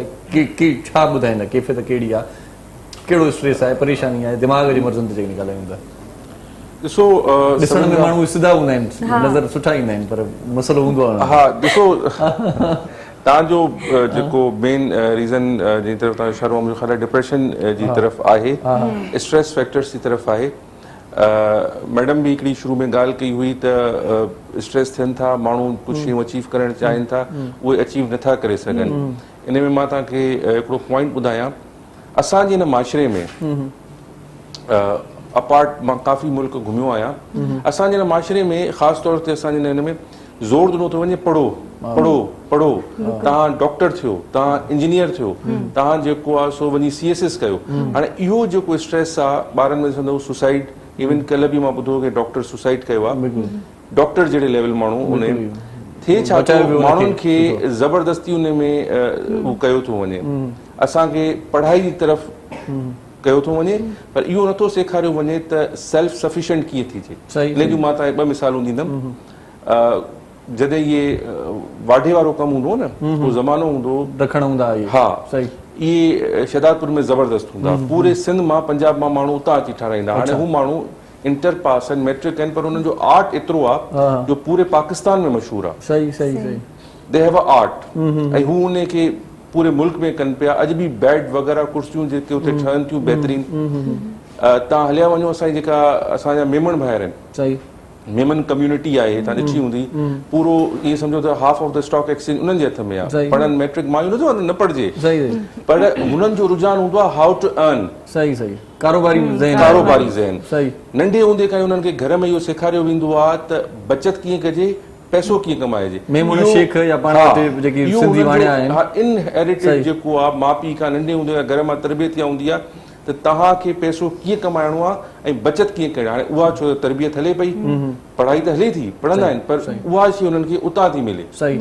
असांखे इहो त सेखारियो वेंदो आहे पढ़ो पढ़ो पढ़ो पढ़ी पढ़ी पोइ जॾहिं कमाइण जो वक़्तु ईंदो आहे न उहो आर्ट असांखे केरु न सेखारींदो आहे त कमाइजे कीअं डिग्री हूंदी आहे डिग्री अची वई बट दे डोंट नो नौकरी नथी मिले बिल्कुलु मेन इशू आहे बाबा हुननि बैचलर्स वरिती हाणे हू सम्झंदा था बसि डिग्री अची वई असां कमाईंदासीं न कमाइण या कमु करणु हिकिड़ो डिफरेंट आर्ट आहे जेको मैट्रिक पास खे बि अची सघे थो ऐं जेको PhD वारे खे बि नथो अची सघे इहा सम्झण जी ऐं सोचण जी इहा लेवल जेको नथो सम्झे न पोइ वञे थो डिप्रेशन जे अंदरि परेशानियुनि जे अंदरि स्ट्रेस ऐं पोइ माशरे जा उहे ई सवाल तव्हां छा पिया कयो हाणे तव्हां किथे पहुता आहियो ज़रूरु माउ पीउ लाइ बि परेशानी जी ॻाल्हि थिए थी ऐं ॿारनि लाइ बि इनिशियली असां त हिन में काउंसलिंग कंदा आहियूं काउंसलिंग जा मुख़्तलिफ़ सेशन्स हूंदा आहियूं ऐं असांजो मेन हूंदो आहे इन जो सॉल्यूशन छा आहे तव्हां वटि ऑप्शन्स छा छा आहिनि त तव्हां चयो त असां वियूं था महफ़िल में असांखे थोरी एंग्ज़ाइटी थी थिए परेशानी थी थिए त जो मतिलबु इहो न आहे त तव्हां फॉरन टेबलेट ते अची वञो तव्हां वटि ऑप्शन्स छा आहिनि माहौल यू शुड डेवलप सच कॉन्फिडेंस त तव्हां हुन में वेही सघो आस पास पंहिंजा जेके सुठा दोस्त आहिनि उहे रखो त तव्हां गैदरिंग में कम्युनिकेशन पंहिंजी सुठी करे सघो ऐं वक़्त सां उहा शइ थी वञे ऐं तव्हां सम्झो था त न this is not my cup of T तव्हां नथा उन शइ में करणु चाहियो पंहिंजे पाण खे एंग्ज़ाइटी में विझण जी ज़रूरत कोन्हे तव्हां उन शइ खां कट ऑफ थी वञो सही सही तव्हां अहिड़े क़िस्म जो लाइफ स्टाइल पंहिंजो ॻाल्हि आहे त उतो मटाए जेका शइ तव्हांखे कॾहिं कॾहिं बोर थी था वञो त ज़हन खे मटायो थोरो ॿियो कमु कयो त वरी तव्हांजो ज़हन बिल्कुलु ठीकु थी वेंदो सो डॉक्टर शबाना नाज़ आजकल कोरोना के वैसे ही मतलब वो खतरनाक असरात मुरतब हो रहे हैं और आजकल तो ये भी कहा जा रहा है कि ये जो वैक्सीन करवा रहे हैं 2 साल के बाद मर जाएंगे क्या कहेंगे आप इसमें ब्रेक की बात करते हैं छोटा सा वक्त पे ले लेते हैं जी बिल्कुल ब्रेक खां पोइ अचो तव्हांखे बेहद इंफॉर्मेशन ॾींदासीं ऐं कोरोना जे हवाले सां बि ऐं उहो ई ॻाल्हि दिमाग़ जे हवाले सां बि ऐं जेके तव्हांखे इलाही हेल्पफुल हूंदियूं सो कहिड़ा न वञो ॾिसंदा रहो सलाम सिंध मुझे सिंध के सलाम सलाम सिंध मुझे सिंध के सलाम सलाम सिंध मुझे सिंध के सलाम सलाम सिंध मुझे सिंध के सलाम सलाम सिंध जी सलाम सिंध में एक बार वरी तव्हांखे भली कार चऊं था ख़ुशामदीद अॼु मोज़िज़ डॉक्टर असां गॾु आहिनि मुख़्तलिफ़ मर्ज़नि जे हवाले सां तव्हांखे ॼाण ॾियूं था ऐं वरी बि तव्हांखे ॿुधायूं था तव्हां टेलीफोन बि करे सघो था डॉक्टर साहिबान सां बि कचहरी करे सघो था को सुवाल पुछी सघो था ऐं जेकॾहिं सफ़ा अहिड़ी ॻाल्हि आहे को सुवाल तव्हांजे ज़हन में न आहे त तव्हां मूंसां ॻाल्हाइजो मां तव्हां कचहरी करे सघां थो सैरिश भुट्टो खे हेलो हाय बि करे सघो था बिल्कुलु ऐं पाण में बि कचहरी करे पाण में कोई ॾुख सूर हुजे उहो बि तव्हां ओरे सघो था असांखे रुॻो इहा ख़बर पए त तव्हां असां प्रोग्राम वॾी दिलचस्पी सां ॾिसंदा आहियो थोरी देरि खां पोइ टेलीफोन कॉल्स ज़रूरु तव्हां शामिलु कंदासीं हिन लम्हे असां सां गॾु हिकिड़ो ॿियो डॉक्टर बि आहे ऐं उन सां बि मुख़्तलिफ़ मामलनि ते ॻाल्हाईंदासीं ख़ासि तौर ते NICVT कराची में पाण रहे थो बल्कि उते हूंदो आहे रहे त पंहिंजे घर थो पर उते जॉब आहे जॉब जे सिलसिले में उते हूंदो आहे ऐं कंसल्टेंट आहिनि पाण असिस्टेंट प्रोफेसर बि आहिनि कार्डियोलॉजिस्ट ऐं मुख़्तलिफ़ ॿियूं शयूं बि आहिनि जिन ते पाण उन्हनि सां तमामु घणी कचहरी कंदासीं। भलीकार चऊं था डॉक्टर राजेश कुमार साहिब खे। अस्सलाम वालेकुम साईं, कीअं आहियो? ठीकु आहियो? अस्सलाम वालेकुम सां गॾु नमस्ते बि चऊं था। थैंक यू मज़े में वॾी वॾी महिरबानी, लख थोरा तव्हां असांजे प्रोग्राम में आयो ऐं असांजे प्रोग्राम खे 4 चंड तव्हां आया आहिनि। सभ खां पहिरियां त तव्हां खां मां इहा ॻाल्हि पुछा करणु चाहियां थो त विटामिन जे हवाले सां ख़ासि तौर ते दोस्त पुछा कंदा आहिनि त यार विटामिन या डी ए बी सी आहिनि छा, इहे कीअं माना छा इन्हनि जो फ़ाइदो पवंदो आहे?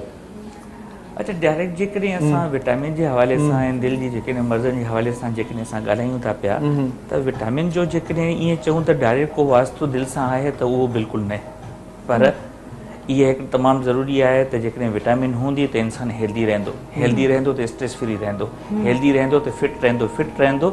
त जेको स्ट्रेस रिलेटेड ऐं उन जे साइड इफेक्ट जे करे जेको दिलि ते असरु पवे थो पियो उहे जेके न माना बीमारियूं घटि थी वेंदियूं। अॼुकल्ह ॾिसो था पिया असांजी सोसाइटी जे अंदरि फिज़िकल इनएक्टिविटी आहे, इंसानु ॿाहिरि नथो निकिरे त उहो सन एक्सपोयर न आहे,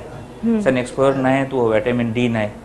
अहिड़े हिसाब सां असांजी खाद खुराक जेका आहे न असांजी डाइट उहा न आहे जेका असल में हुजणु खपे, जेका हिकिड़ी फुल जेका आहे फार्मुलेटेड डाइट हुजनि, पर उहा न आहे। उन्हनि जे करे मुख़्तलिफ़ वाइटामिन्स जेके न आहिनि त उन्हनि जे करे फिज़िकल इनएक्टिविटी जे करे वाइटामिन्स जी कमी थिए थी, उन सां गॾोगॾु ॿियूं जेके इंसान जे अंदरि जेके ओबेसिटी अची वञे थी, वेट वधी थो वञे, फिज़िकल इनएक्टिविटी न करण जे करे, फिज़िकली एक्टिव न हुजण जे करे इंसान जी जेका दिलि ते असरु पवे थो। इन करे मुख़्तलिफ़ जेके असरात थींदा आहिनि दिलि ते उहे तमामु घणा जेके न वधी आहिनि। अच्छा, विटामिन वारियूं शयूं खाइण सां बि माण्हू फिटफाट रहे थो, पर कॾहिं कॾहिं ॾिसंदा आहिनि मेडिसन्स बि आहिनि, कैप्सूल बि आहिनि, माण्हू उहे वापराइनि था, उहे बि करणु घुरिजनि जेकॾहिं विटामिन सी कमी हुजे त। पहिरीं हिकु ॻाल्हि आहे त सिधो असां सोचणु खपे त आया की मूंखे दवाउनि ते रहणो आहे या दवाउनि खां बग़ैर का अहिड़ी ज़िंदगी गुज़ारणी आहे जंहिंजे करे मां दवाउनि ते न अचां। सही। असांजो जेको लाइफ स्टाइल आहे उन लाइफ स्टाइल में वधि में वधि इहा शइ आहे त असां सोशल मीडिया जो दौरु आहे, ॾिसो हर हिकु बंदे वटि मोबाइल फ़ोन आहे, सॼो ॾींहुं जेको आहे न मोबाइल फ़ोन ते लॻियल आहे, एंड्रॉइड फ़ोन ते लॻियल आहे। इन जे करे जेका असल थीम आहे लाइफ जी, स्टे हेल्दी, स्टे एक्टिव, उहा शइ कोन्हे। जिम्स जेके आहिनि उहे वीरान पिया आहिनि, ओॾे कोई नथो वञे, स्पेशली जॾहिं इहे कोविड जो वक़्तु अची वियो आहे जंहिंमें इंसानु जेको आहे न माना बिल्कुलु तनाव थी वियो आहे, आइसोलेट जेका आहे न माना हिकिड़ी वबा खां बचाव जो हिकिड़ो ख़ासि अमल आहे। सही। त उन दौर जे अंदरि इंसानु जेको आहे न अञा वधीक फिज़िकली इनएक्टिव थी वियो आहे। त पोइ इन फिज़िकली इनएक्टिव जे दौरान ज़ाहिर सी ॻाल्हि आहे जेकॾहिं तव्हांखे नेचुरल एक्सपोयर जे ज़रिए उहा शइ तव्हांजी बॉडी खे नथी मिले त डेफिनेटली सप्लीमेंट तव्हांखे वठण जी ज़रूरत पवंदी। पर पहिरीं ॻाल्हि इहा आहे त जेतिरो थी सघे तव्हां फिज़िकली एक्टिव थियो, ॿाहिरि निकिरो, एक्टिव थियो, वॉक कयो, एक्सरसाइज कयो, इन सां तव्हांखे जेके आहिनि उहा नेचुरल सप्लीमेंट मिलंदी। पर जेके नथी मिले त डेफिनेटली बॉडी जो बैलेंस मुस्तक़िम रखण जे लाइ इहो तमामु घणो ज़रूरी आहे त जीअं उहा ग़िज़ा जी जेका डेफिशिएंसी आहे उहा पूरी करण लाइ supplement either in the form of diet और in the form of these capsules. सही। इन ते पाण अञा कचहरी कंदासीं, पहिरियों ॿुधाए पियो कयूं त वर्जिश इंतहाई लाज़मी आहे। इन खां पहिरियां डॉक्टर औरंगज़ेब साहिब खां तव्हां को सवाल कयो, ॻाल्हि छॾी हुईसीं पाण ब्रेक ते वञण खां पहिरियां। डॉक्टर शबाना खां पुछा कंदासीं त ये जो वैक्सीन लग रही है आजकल कोरोना की, इसकी कितनी इकसाम आ गई, मतलब क्या कोई कह रहा है कि चाइना की वैक्सीन अच्छी है, कोई कह रहा है ये वैक्सीन लगवा दें, क्या थोड़ी सी मुझे बता दें कि कौन सी ठीक है? इस पे जो हमारे पाकिस्तान में भी लग रही चार जो है वो टाइप्स हैं अवेलेबल है। एक दो तो चाइनीज वैक्सीन है, साइनोफार्म इसका सबसे पहले साइनोफार्म है, इसके 2 डोजेज हैं और इसके बारे में ये रिसर्चर्स ये कहती हैं कि सबसे ज्यादा इफेक्टिव और बहुत ज्यादा बेस्ट है। ये 2 एज ग्रुप पे इनकी रिसर्च हुई थी और तकरीबन इसकी जो एफिकेसी है जो मतलब जरासीम के खिलाफ जो कोरोना वायरस को ये है 79 to 80 % जो है ये इसकी ये रोक सकता है कोरोना वायरस को। और तकरीबन इसको जो है 27 कंट्रीज़ ने अप्रूव किया है, उसमें पाकिस्तान है, चाइना है, मिस्र है, UAE है, इजिप्ट है, ये सारे जो हैं इसमें इन्होंने अप्रूव करा है। और इसके 2 डोजेज होते हैं, पहला डोज लगता है उसके बाद 15 से 21 दिन के बाद जो है उसका सेकेंड डोज लगता है। अच्छा, दूसरी आई है साइनोवैक के नाम से, ये भी चाइनीज़ वैक्सीन है और ये सिंगल शॉट है और ये भी बहुत इफेक्टिव है। ग्लोबली जब इसको देखा गया तो इसकी एफिकेसी जो थी तकरीबन 65 to 64% थी, लेकिन जब पाकिस्तान में इसको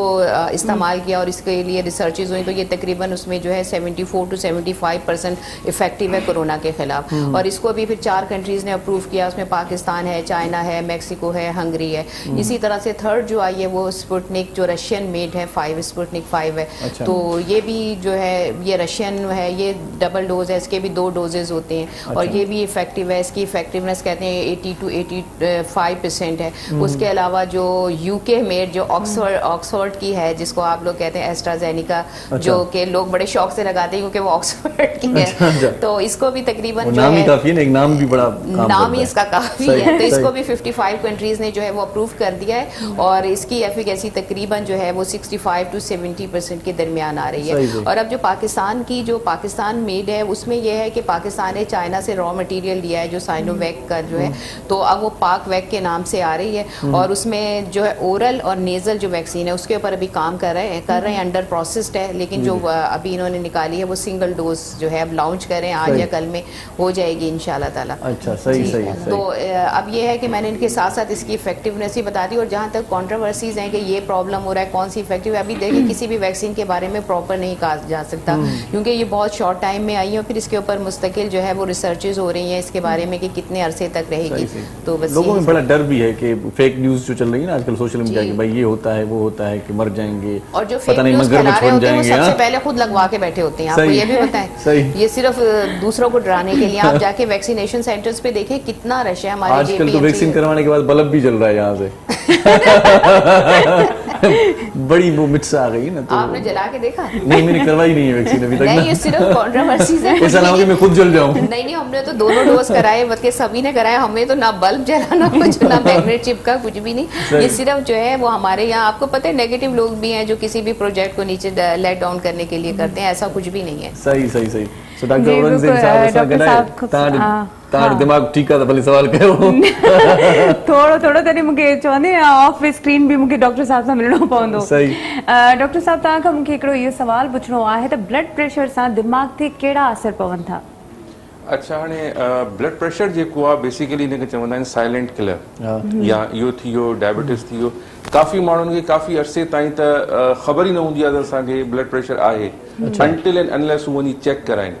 या हू चवंदा हुआ असां नॉर्मल आहियूं, पोइ प्रेज़ेंट कंदा आहिनि या त कंहिं कार्डियक डिज़ीज़ सां जंहिंते डॉक्टर साहब ॻाल्हाईंदो, या ब्रेन जे कंहिं हवाले सां। हाणे ब्रेन में कीअं थिए छा थो, एथरोस्क्लेरोसिस थियनि था, मथे दिमाग़ में प्लग्स वञनि था ऐं उन्हनि खे ॿिनि क़िस्मनि जा अटैक पइजी सघनि था। इस्कीमिक मतिलबु खून जी सप्लाई बंदि थी वई, या उते थी थो वञे हेमरेज, जंहिंजे करे पोइ सर्जरी जी ज़रूरत थी पए। सही। ठीकु आहे। त इनिशियली फेस में छा थो थिए, पेशेंट खे जीअं ई अहिड़े क़िस्म जो अटैक थियो, या त हुनखे हथ में पेन फील थींदो, सुनपनो महसूसु थींदो, पेर में महसूसु थींदो, ॻाल्हाइण में डिफिकल्टी थींदी, या जंहिंखे चवंदा आहिनि त लकवो थी वियो, मुंहुं टेढ़ो थियणु शुरू थी वेंदो आहे, अहिड़े अच्छा थी सघे थो इहो फॉर शॉर्ट ड्यूरेशन हुजे, जंहिंखे चवंदा आहिनि ट्रांज़िएंट पीरियड, कुझु टाइम जे लाइ, कलाक ॿ कलाक, पोइ सही थी वेंदो, उहो चवंदो कुझु न हो, बसि शायदि मूंखे ईअं ई टेंशन खणी वरितो हीअं, पर इट्स नॉट लाइक दैट। जॾहिं बि अहिड़े क़िस्म जी का शइ थिए, पोइ फौरन कार्डियोलॉजिस्ट खे कंसल्ट करे त आया ही छो थियो, कि डॉक्टर खे कंसल्ट करे त इहे सिम्पटम्स मूं में छो आया, छो त इहे हिकिड़ो ॿ दफ़ो पवण खां पोइ सडनली हुननि जो ब्लड प्रेशर शूट थींदो आहे। अच्छा अच्छा। सेकेंड, डॉक्टर वटि वेंदा, ब्लड प्रेशर जी दवा वरितऊं, हाणे ब्लड प्रेशर वधियल आहे 150 बाय समथिंग या 140, मेडिकेशन खां पोइ छा थींदो, ब्लड प्रेशर नॉर्मल थी वेंदो,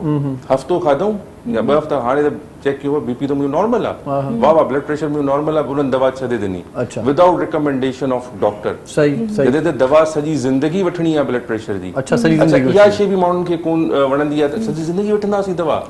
त छो त दिस इज़ अ एडजस्टमेंट, तव्हांखे पंहिंजो लाइफ स्टाइल मॉडिफाई करणो आहे। मुख़्तलिफ़ पॉइंट्स आहिनि हुन ते अचूं था, पर मॉडिफिकेशन में सभिनि खां पहिरीं इहो ई आहे त तव्हांखे टैबलेट वठणी आहे। अच्छा, हाणे असांजो बीपी नॉर्मल आहे, हू दवा छॾे था ॾियनि, छॾे ॾियण जे करे ब्रेन में चाहे जो वेसल जो साइज़ वधी थी वञे, वधे थी या वेज़ो कंस्ट्रक्शन थिए थी, उन सां वेसल रप्चर थी वञे, रप्चर थी वई त पेशेंट खे परमानेंट डैमेज थी थो वञे। अक्सर उहे ईंदा आहिनि, डॉक्टर साहब वटि ईंदा हूंदा NICVD में, इहे ॾिसंदा हूंदा पेशेंट आहे बेहोश आहे, हथ कमु न पियो करे, पेर न पियो करे, ॻाल्हाइण न पियो करे, सीटी कराईंदा फौरन ॿिए कंहिं हॉस्पिटल रेफर कंदा जिते ब्रेन जी उहा ट्रीटमेंट अच्छा। थी सघे। अच्छा। हाणे ब्रेन जो सिस्टम इहो आहे जो जेको बि डैमेज थिए थो दैट इज़ परमानेंट। अच्छा। इन में इनिशियल इंजेक्शन्स ईंदा आहिनि जेके लॻाया वेंदा आहिनि इनखे क्लॉट खे भञण जे लाइ, थ्रोम्बेक्टमी थी वेंदी आहे, मुख़्तलिफ़ कंपनी तरफ़ां ईंदियूं आहिनि दवाऊं, पर उहो विदिन 8 आवर्स तव्हां करे सघो था, हुन में फ़ाइदो आहे। पर अगेन असां वटि पाकिस्तान में पेशेंट एतिरो जल्दी असां वटि ईंदो ई न आहे जो असां अहिड़े क़िस्म असां वटि वरी इवन जेसिताईं माण्हू बेहोश नथो चाचे खे फोन करे पुछूं, चाचो फोन खणे उहो इजाज़त ॾे त पोइ बल्कि अहिड़नि मर्ज़नि ते मां ॾिसंदो आहियां ब्लड प्रेशर जी पाण ज़िक्र कयूं था, जेकॾहिं कंहिंखे का टिकी सुठो असर करे थी त ॿिए खे ॾिसो ॾींदो मां फलाणी टिकी खाईंदो आहियां, तूं बि इहा ई वठिजांइ। डॉक्टर जो कॾहिं बि कार्डियो जी मेडिकेशन जेका आहे, अच्छा जिन खे इहो ब्रेन जी इस्केमिक डिज़ीज़ थिए थी या हेमोरेजिक थिए थी त ऑलमोस्ट उहे ई मेडिकेशन आहिनि जेके कार्डियो में आहिनि। सही। अच्छा, जेके वरी कार्डियो जी दवा वठनि था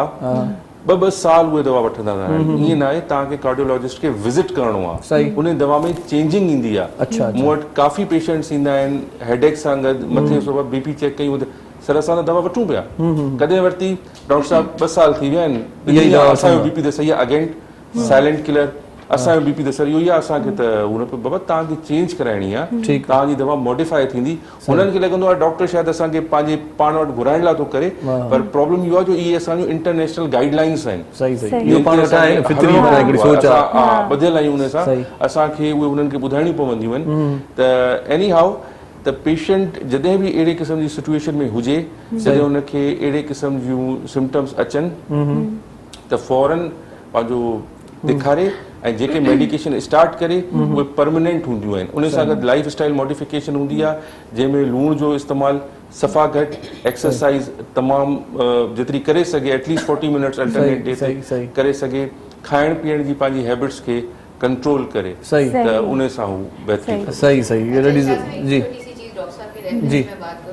जैसे डॉक्टर साहब से मतलब हम इस पे डिस्कस करेंगे, क्योंकि कुछ हमारे जैसे प्रॉब्लम जैसे हेमीप्लेजिया, ये नर्व सेल्स डैमेज हो गए या नर्वस सिस्टम के या कोई वैसे, तो यही कॉन्सेप्ट है कि दोबारा जो है वो ठीक नहीं होते। लेकिन एक और कॉन्सेप्ट आया न्यूरोप्लास्टिसिटी जिसे कहते हैं, उसमें ये होता है कि अगर आपके जो डैमेज होते हैं उस पर कंटिन्यूसली स्टिमुलेशन अगर देते रहें, कंटिन्यूसली उसको स्टिमुलेट करते रहें, जैसे फिजियोथेरेपी पॉइंट ऑफ व्यू से, तो वो जो टिश्यूज हैं उसके अंदर कंटिन्यूस स्टिमुलेशन, रिपीटेड स्टिमुलेशन से जो है वो पेशेंट में बहुत ज़्यादा इंप्रूवमेंट आ रही है। स्पेशली हमारे पास जो पैरालिसिस के पेशेंट आते हैं, हेमीप्लीजिया के आते हैं, सेरेब्रल पैल्सी के पेशेंट्स आते हैं, जिसमें बच्चे जहनी माजूर होते हैं, ये आपके फॉरम से मैं उन लोगों के लिए कर रही हूँ जो लोग बिल्कुल मायूस हो जाते हैं और जिनके जहनों में ये है कि वो दोबारा ठीक। लेकिन अब जो न्यूरोप्लास्टिसिटी का जो कॉन्सेप्ट है वो ये है कि आप इन चीज़ों को, जो भी जितनी भी ब्रेन से रिलेटेड ये प्रॉब्लम्स है, अगर आप उसको कंटिन्यूसली रिपीटेड स्टिमुलेशन, रिपीटेड, जैसे हम लोग कुछ ट्रीटमेंट है, कुछ पोजिशंस हैं, कुछ एक्सरसाइजेज हैं, कुछ ऐसी कमांडिंग जो है सिचुएशंस हम उनको बताते हैं, जिससे उस पेशेंट्स की कंटिन्यूसली हम ब्रेन को, जैसे किसी को बार बार आप सो रहा है ना, नहीं उठ रहा, बार बार उसको जगाते रहो बार बार,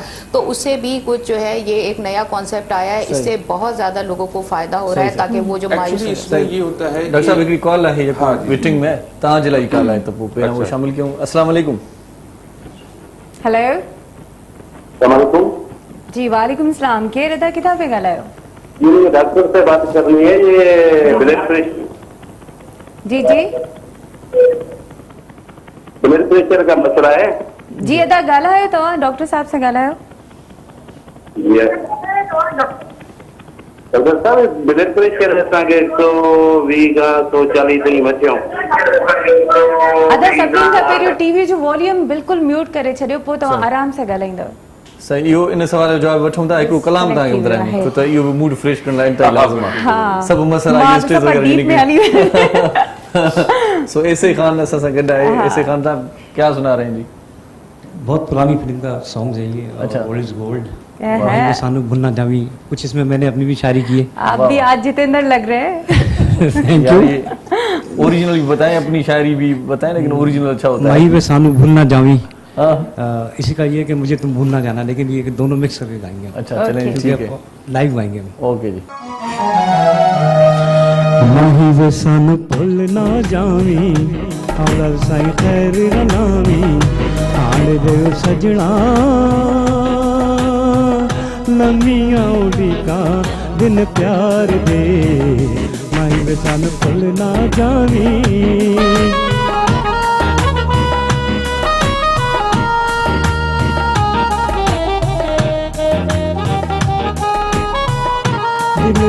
के ना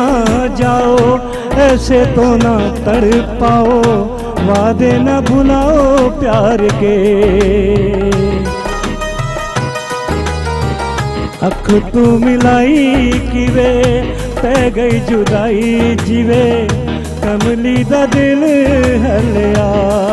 है, कमली दा दिल हलिया। मतलब कर छेती आवी दीदा पे सानू ना तड़पावी, हार दे सजना लम्मियां उदी का दिन प्यार दे, माही वे तन भुल ना जावी।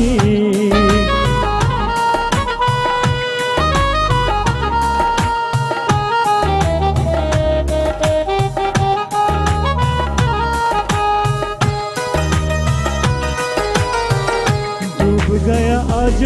दिन, शाम हुई तेरे बिन, सजना का दिल हलिया। डूब गया आज दिन, शाम हुई तेरे बिन, महिदा दिल हलिया, हाय महिदा दिल हलिया। मतलब कर छेदी आवी दीवा पे सानू ना तड़पावी,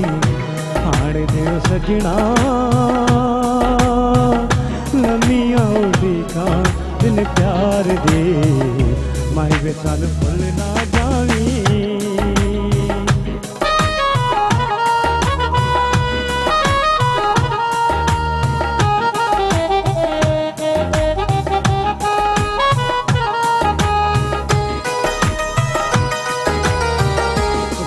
के न ऐसे जाओ,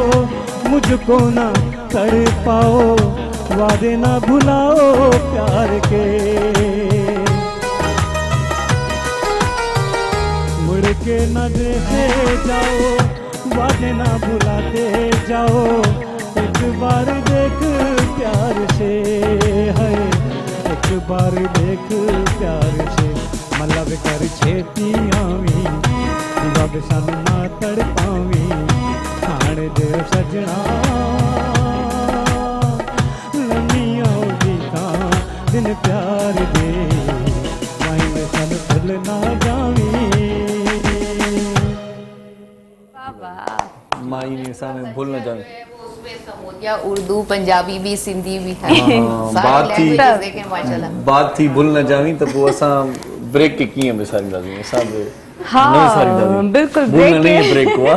भूलना नहीं है बिल्कुल। डॉक्टर साहब वारनि सां सभिनी सां कचहरी हले पई ऐं डॉक्टर साहब खां बि मूंखे हिकिड़ो सवाल पुछणो आहे, पर हिकु ब्रेक खां पोइ सो खेॾा न वञिजो, ॾिसंदा रहो सलाम सिंध।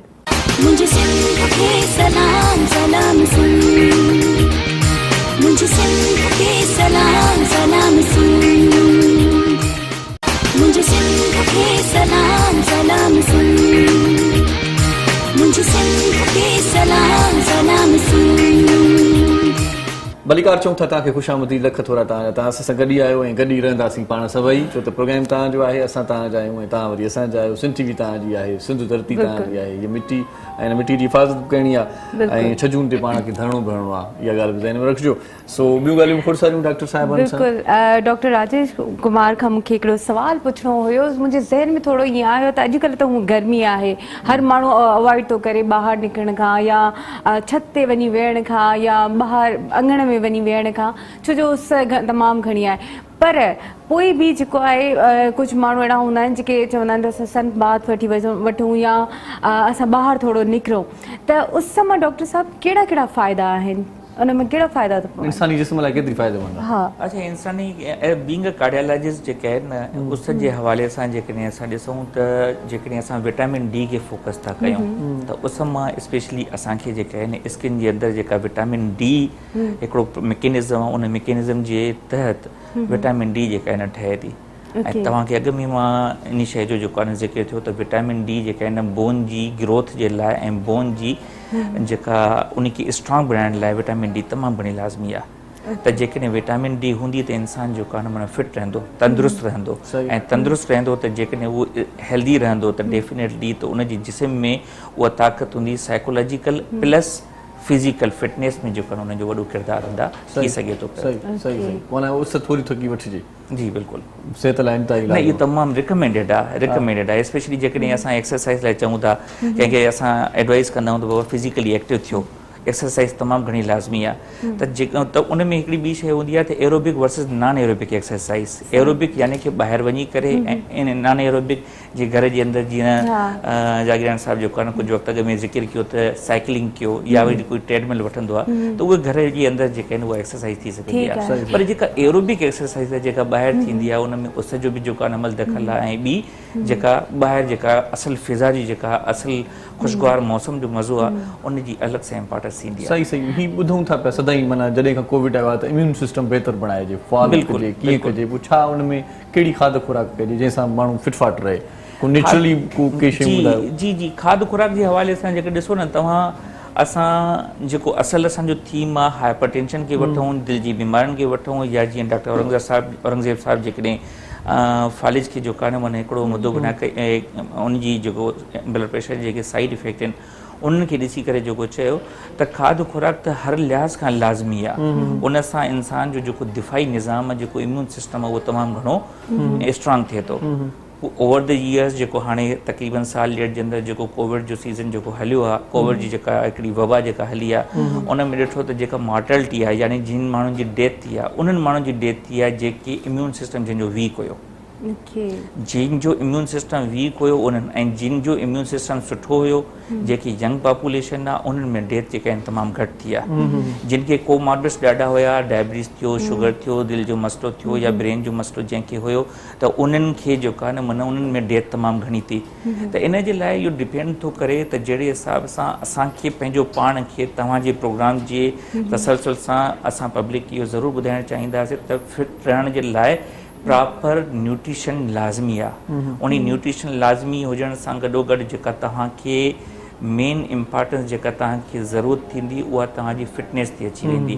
उन में वाइटामिन्स थींदा उन में मिनरल्स थींदा उन में तव्हांजी डाइट जेका अॼुकल्ह जी असांजी डाइट अची वई आहे बर्गर ते असांजी डाइट अची वई आहे जेको आहे न माना फ्राइड आइटम्स ते पिज़्ज़ा ते आउटडोर जेके माना असांजी एक्टिविटीज़ थी वियूं आहिनि त उन्हनि शयुनि ते जेका आहे न पाबंदी लॻाए जेका असल जेका बैलेंस डाइट आहे जंहिंमें कार्बोहाइड्रेट फैट्स ऐं प्रोटीन जो बैलेंस हूंदो त उन जे करे जेकॾहिं उहो तव्हां तमामु हिकिड़ो कैलकुलेटेड अमाउंट सां खाईंदव त उन में तव्हांजी कुवत फ़ातियत जंहिंखे जेको आहे चइबो आहे इम्यून सिस्टम उहो जेको आहे तव्हांजो सही सही इन जे करे तव्हां बि इहे जंक फूड छॾियो ऐं ॻोठ में जॾहिं तव्हां वञो या ॻोठ वारो को माण्हू अचे त उनखे हिदायत कयो त भाई हिन महिल कहिड़ो फ़सुलु तयारु आहे कहिड़ी शइ आहे ख़ासि तौर ते सब्ज़ी को ताज़ी फलनि जो असां सिंधी माण्हू त ख़ासि तौर ते हिन शइ खे तरजीह ॾियूं छो त असांखे ख़ुदा जी नेमत जेका आहिनि असल नेमत जेका आहिनि असांखे मिलियल आहे असांजे ॻोठनि में इहे फसल ताज़ा फसल जेका जंहिंजी जेका एनर्जी आहे जंहिंजी जेका एनर्जी आहे उन एनर्जी जो कोई बि कंपेरिज़न न आहे कंहिं बि दवाई सां। सही सही मूंखे त यादि आहे असांजी नानी मरियात अलाह साईं हुनखे जन्नत नसीब करे गोगड़ूं कटींदी असां कचा गोगड़ूं खाई वेंदा हुनजे लाइ फ़ाइदेमंद नथा खाइनि माण्हू पर उनखे ॾिसो न जेको रद पचाव जो जेको अमल थिए थो जंहिं हिसाब सां अॼुकल्ह असां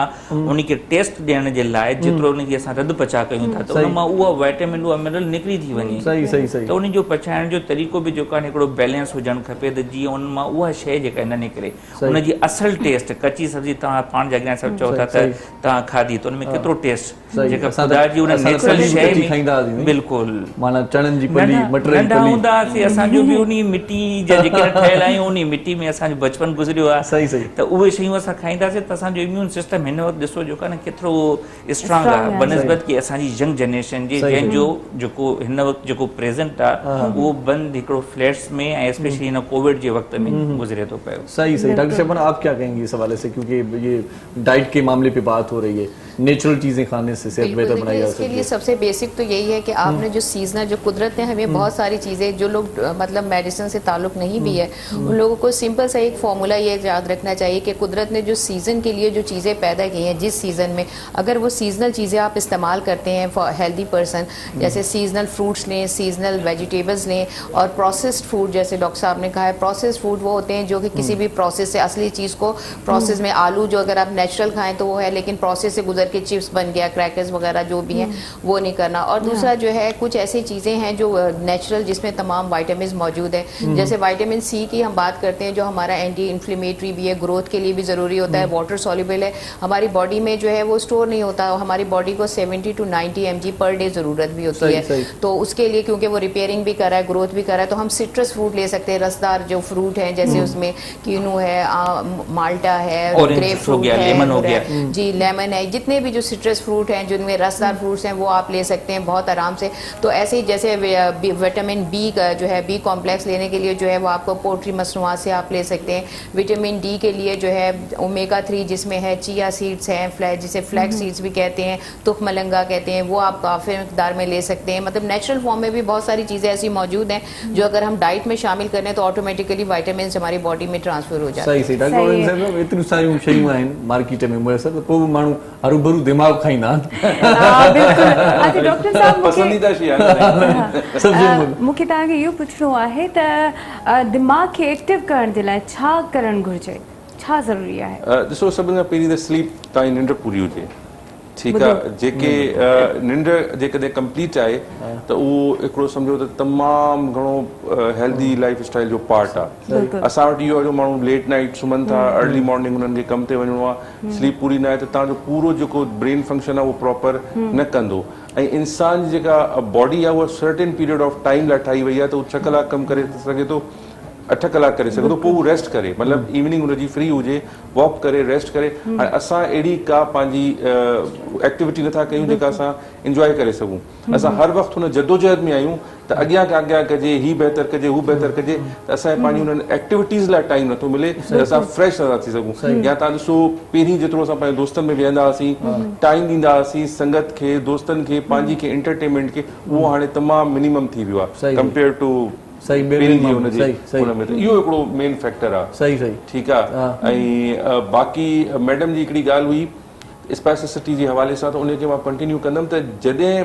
इनिशियली स्ट्रोक थींदो आहे न त उन में हिकिड़ो एरिया रखियो हूंदो आहे, प्लम्बरा उनखे चवंदा आहिनि। प्लम्बरा माना जेको 50-50 जिन ते इफेक्ट थियो हुजे। ऐं जॾहिं डॉक्टर साहब सम्झंदा त जॾहिं उहो अटैक ख़तम थो थिए त उहो 50% जेको प्लम्बरा जे एरिया में अचे थो, जो हिकिड़ो मेडिकल टर्म आहे, उहो हिसो ऑटोमेटिकली इंप्रूव थी थो वञे। त पेशेंट जी जेका ताक़त वयल आहे उहा 50-60% वापसि थी अची वञे। मां त हिकिड़ो वाक़ियो ॿुधायां, महीनो पहिरीं हिकिड़ो पेशेंट आयो मूं वटि, 20 साल हू मदीना में रहियो, उहो आयो मूं वटि, मूंखे हथ बि कमु न पियो करे टंग, मूंखे जी डॉक्टर साहब मूंखे कीअं बि सही कयो,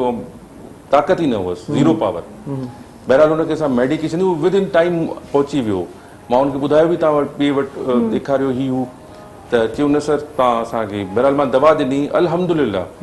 जॾहिं हू मूं वटि 3 हफ़्तनि खां पोइ आयो त उहो चांहि जो कप पंहिंजे हथ में होल्ड करे सघे पियो, पाण हली पियो सघे, उहो दुआऊं ॾींदो आयो। छा हो अटैक त थियो पर हू 50% हो, प्लम्बरा जे एरिया में हो, विच कैन बी इम्प्रूव्ड। उनखे मेडिकेशन बि ॾिनी हुयूं ऐं फिजियोथेरेपी बि उनजी कराई वई। ऐं ॿियो मैडम चयो हो त जेके सीपी चाइल्ड आहिनि, हाणे अञा कचरी कयूं था, हिकिड़ो विच में कलाम थी वञे। हा बिल्कुलु, बिल्कुलु थियणु खपे, बिल्कुलु थियणु खपे। सही पोइ हिकिड़ो कलाम ॿुधूं था, उन खां पोइ वरी प्रोग्राम जी तरतीब में छा आहे इहो बि सरप्राइज़ आहे। सो ऐसे ख़ान साहब वाह वाह कजो साईं जी।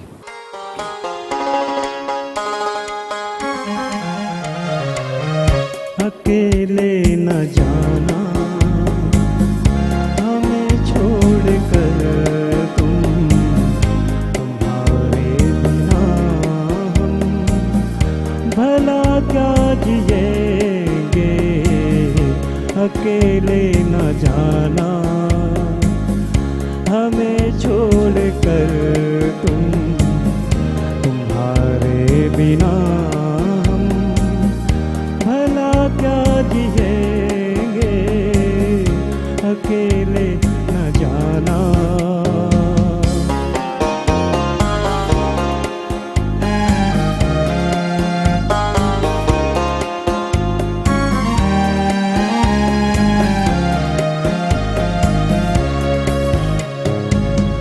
फसाना जो उल्फत का छेड़ा है तुमने, अधूरा न रह जाए ये सोच लेना।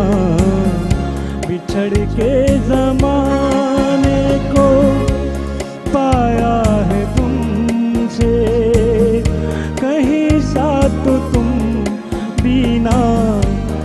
अब छोड़ देना ये सोचा है हमने कि अब जिंदगी भर तुम्हारी मोहब्बत को सजदा करेंगे, अकेले न जाना।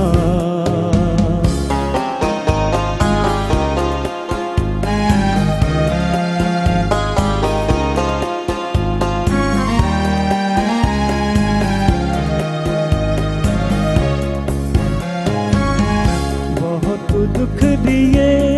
हैं हमें जिंदगी ने, चलो आओ गम ना अब देते जाना, दिया हौसला तुमने जीने का हमको, कहीं साथ तुम भी ना अब छोड़ देना। दुख ये उदासी ये आंसू ये आहें, चलो आओ मिलके ये गम बांट देंगे, अकेले न जाना। वाह जी वाह वाह, क्या अच्छा सुनाया आपने गाना अकेले न जाना। सराम मोकलायूं सही न सही, वाह वाह, बहुत अच्छा, माशाल्लाह, जबरदस्त। सही सही। सो अकेले न जाना हमें छोड़कर, सो असां हिते नड़ी साई वठूं था। डॉक्टर रोगिल साहिब तव्हां कचहरी कंदे ॾाढो मज़ो आयो, इलाही सवाल रहिजी विया, पर वक़्त जी नज़ाकत खे ॾिसंदे असां तव्हां खां हिन मोकिलायूं था ऐं अकेले न जाना तव्हांखे अकेले वञणु न ॾींदासीं। डॉक्टर शबाना नाज़, आपका भी बहुत शुक्रिया, आप हमारे प्रोग्राम में तशरीफ लाई, थैंक यू सो मच। बहुत सारी अच्छी गुफ्तगू होती है आपके साथ, बहुत मज़ा आता है, सच्ची बात ये, बहुत सारी बात मतलब जानकारी में इजाफा होता है, नॉलेज के लिए। सो नड़ी साई वठूं था, ॿिया मोज़ महिमान असांखे जॉइन कंदा थोरी देर में, असां सां गॾु रहिजो, छा कजो पोइ ॾिसंदा जी हाँ बिल्कुल, ॾिसंदा रहो सलाम सिंध। मुझे सिंध के सलाम सलाम सिंध, मुझे सिंध के सलाम सलाम सिंध, मुझे सिंध के सलाम सलाम सिंध, मुझे सिंध के सलाम सलाम सिंध।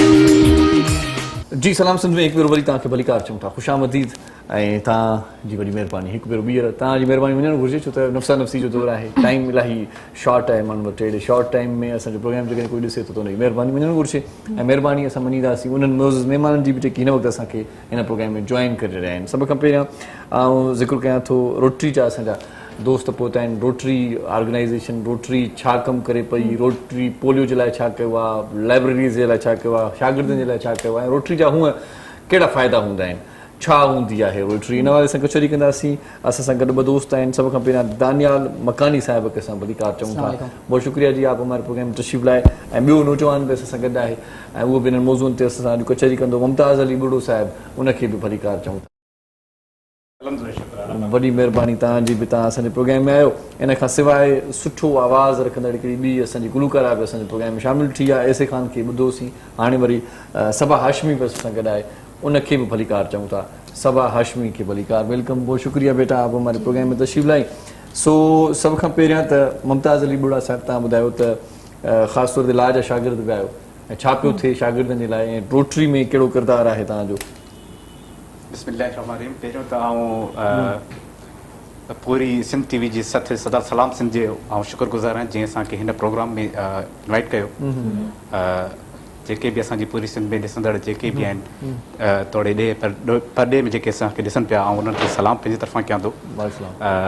जेका ॻाल्हि रोटरी जे हवाले सां कंदो हलां त रोटरी हिकु इंटरनेशनल ऑर्गेनाइज़ेशन आहे जेका मुख़्तलिफ़ मुल्कनि में कमु करे पई, ऐं ईअं ई वरी असांजे पाकिस्तान में बि असांजी रोटरी हिकिड़ो डिस्ट्रिक्ट आहे जंहिंमें सिंध बलोचिस्तान अची वञे थो। हिकु डिस्ट्रिक्ट सिंध बलोचिस्तान अची वञे थो ऐं ॿियो डिस्ट्रिक्ट असांजो वरी बलोचिस्तान पंजाब ऐं खैबर पख्तूनख्वा में अची थो वञे, त उन में मुख़्तलिफ़ असांजा कम थींदा रहंदा आहिनि। असांजो जेको मेन जेको असांजो कमु आहे जंहिं ते आउं थोरो ब्रीफ बि कंदो हलंदुसि, असांजो पोलियो ते कमु हले पियो।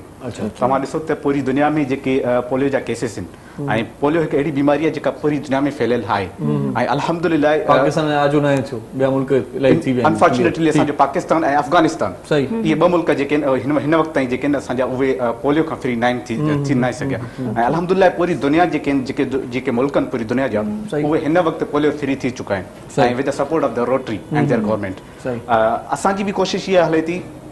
त पाकिस्तान में जेके असांजा पोलियो केसिस आहिनि उहे बि असांजी माना ॾींहं राति असांजी इहा कोशिशि हूंदी आहे सिंध गवर्नमेंट सां पाकिस्तान गवर्नमेंट सां असांजा डेली बेसिस ते असांजा जेके प्रोजेक्ट्स अवेयरनेस सेशन्स जेके बि हूंदा आहिनि असां उन्हनि ते इहो कमु पोलियो ते कयूं पिया ऐं अल्हम्दुलिल्लाह मां तव्हांखे ॿुधाईंदो हलां त असांजा जेके प्रीवियस ईयर्स में जेके असांजा केसिस थिया हुया उहे 153 असांजा केसिस हुया ऐं इनशाला डे बाय डे असांजी केसिस में इंक्रीज़ जेको डिक्रीज़ अची ईंदी वञे ऐं इनशाला हाणे हिन वक़्तु जेको असांजो हिन वीक में कोई बि अहिड़ो को केस ज़ाहिर न आहे थियो पोलियो जो इहा अल्हम्दुलिल्लाह असांजी माना कामयाबी आहे ऐं हिन साल जी ॻाल्हि कंदो हलां त हिन साल में असांखे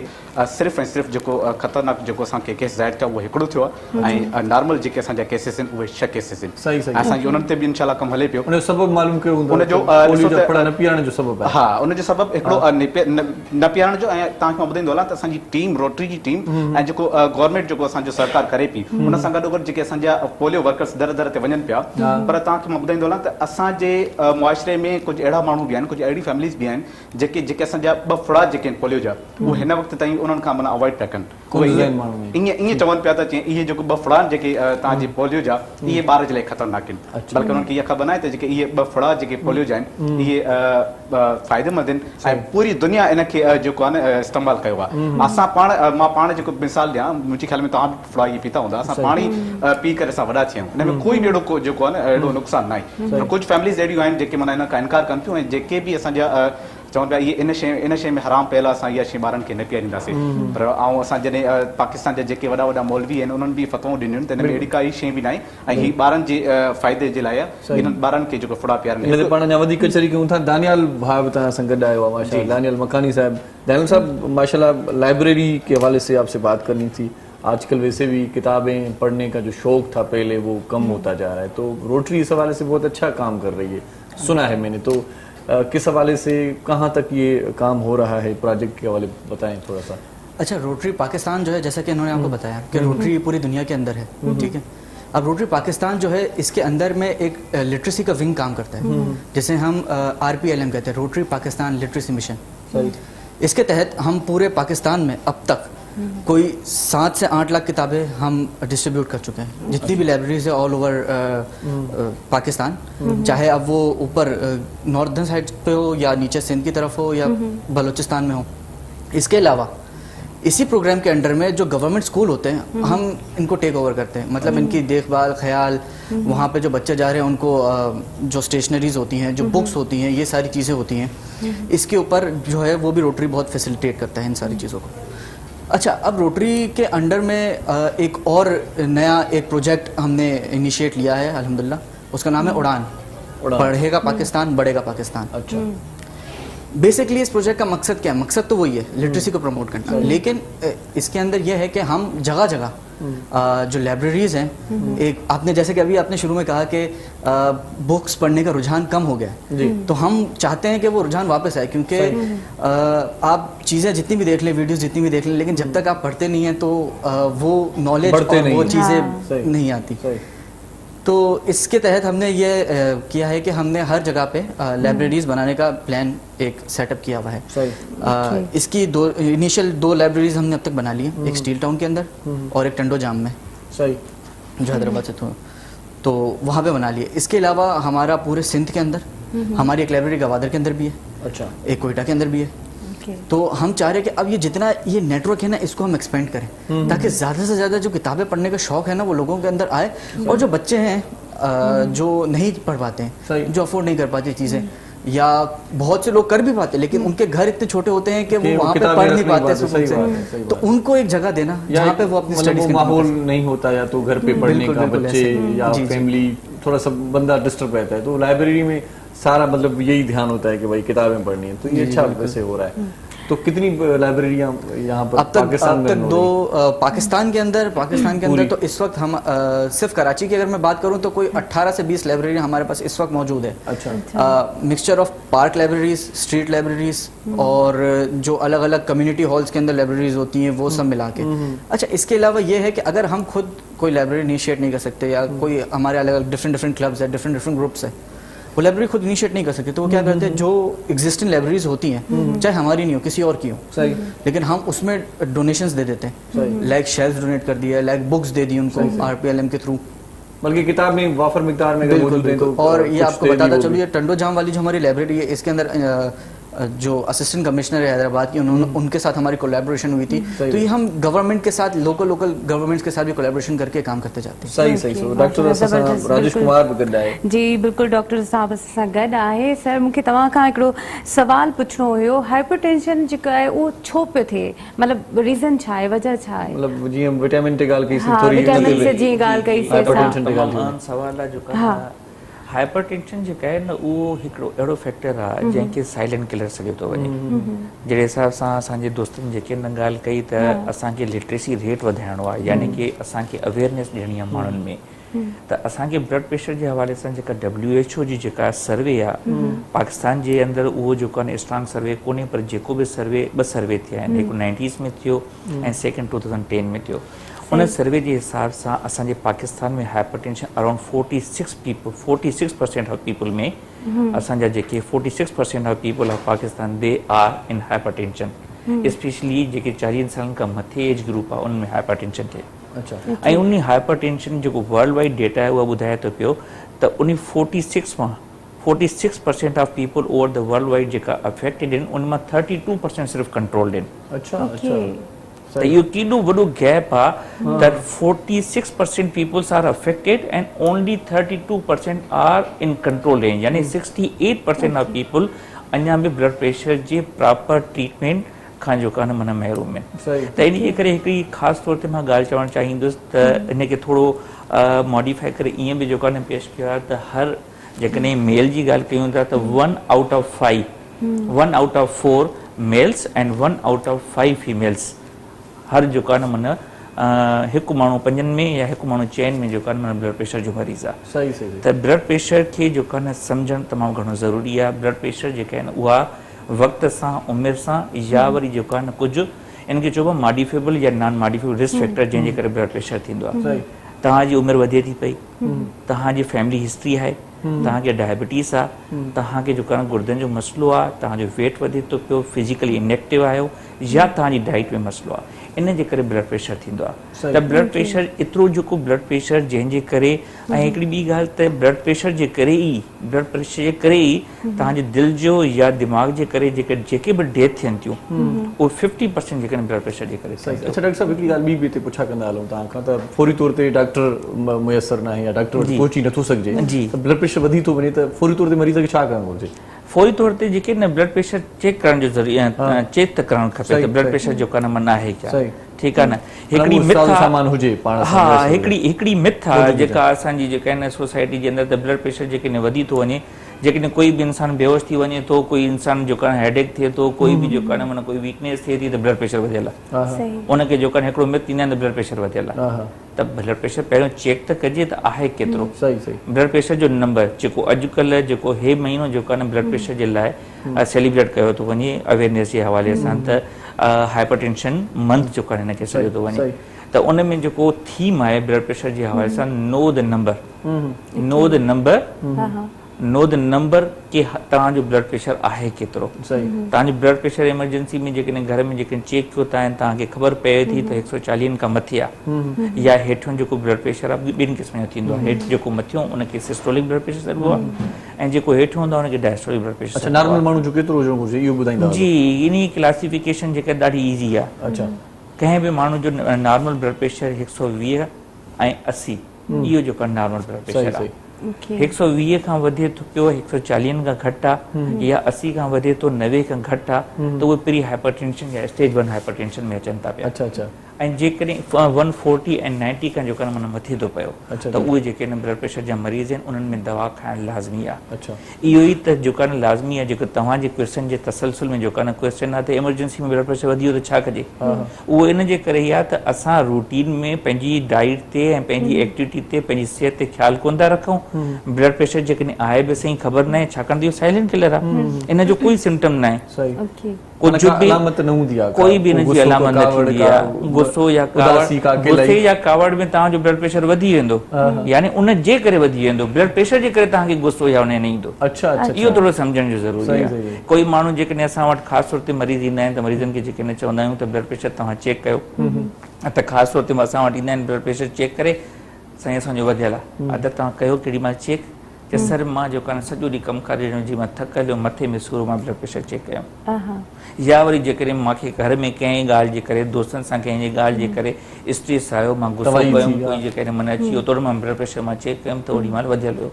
इहो त तव्हांजो बॉडी जो रिएक्शन आहे। अच्छा डॉक्टर साहब, माइग्रेन जेको आहे उहो बि ब्लड प्रेशर जे करे ई थींदो आहे? ब्लड प्रेशर जे करे न थींदो आहे, पर उहो उन जे करे ब्लड प्रेशर तव्हांजो वधी सघे थो। अच्छा, माइग्रेन जे करे ब्लड प्रेशर जेको आहे न वधी सघे थो, छाकाणि त माइग्रेन मथे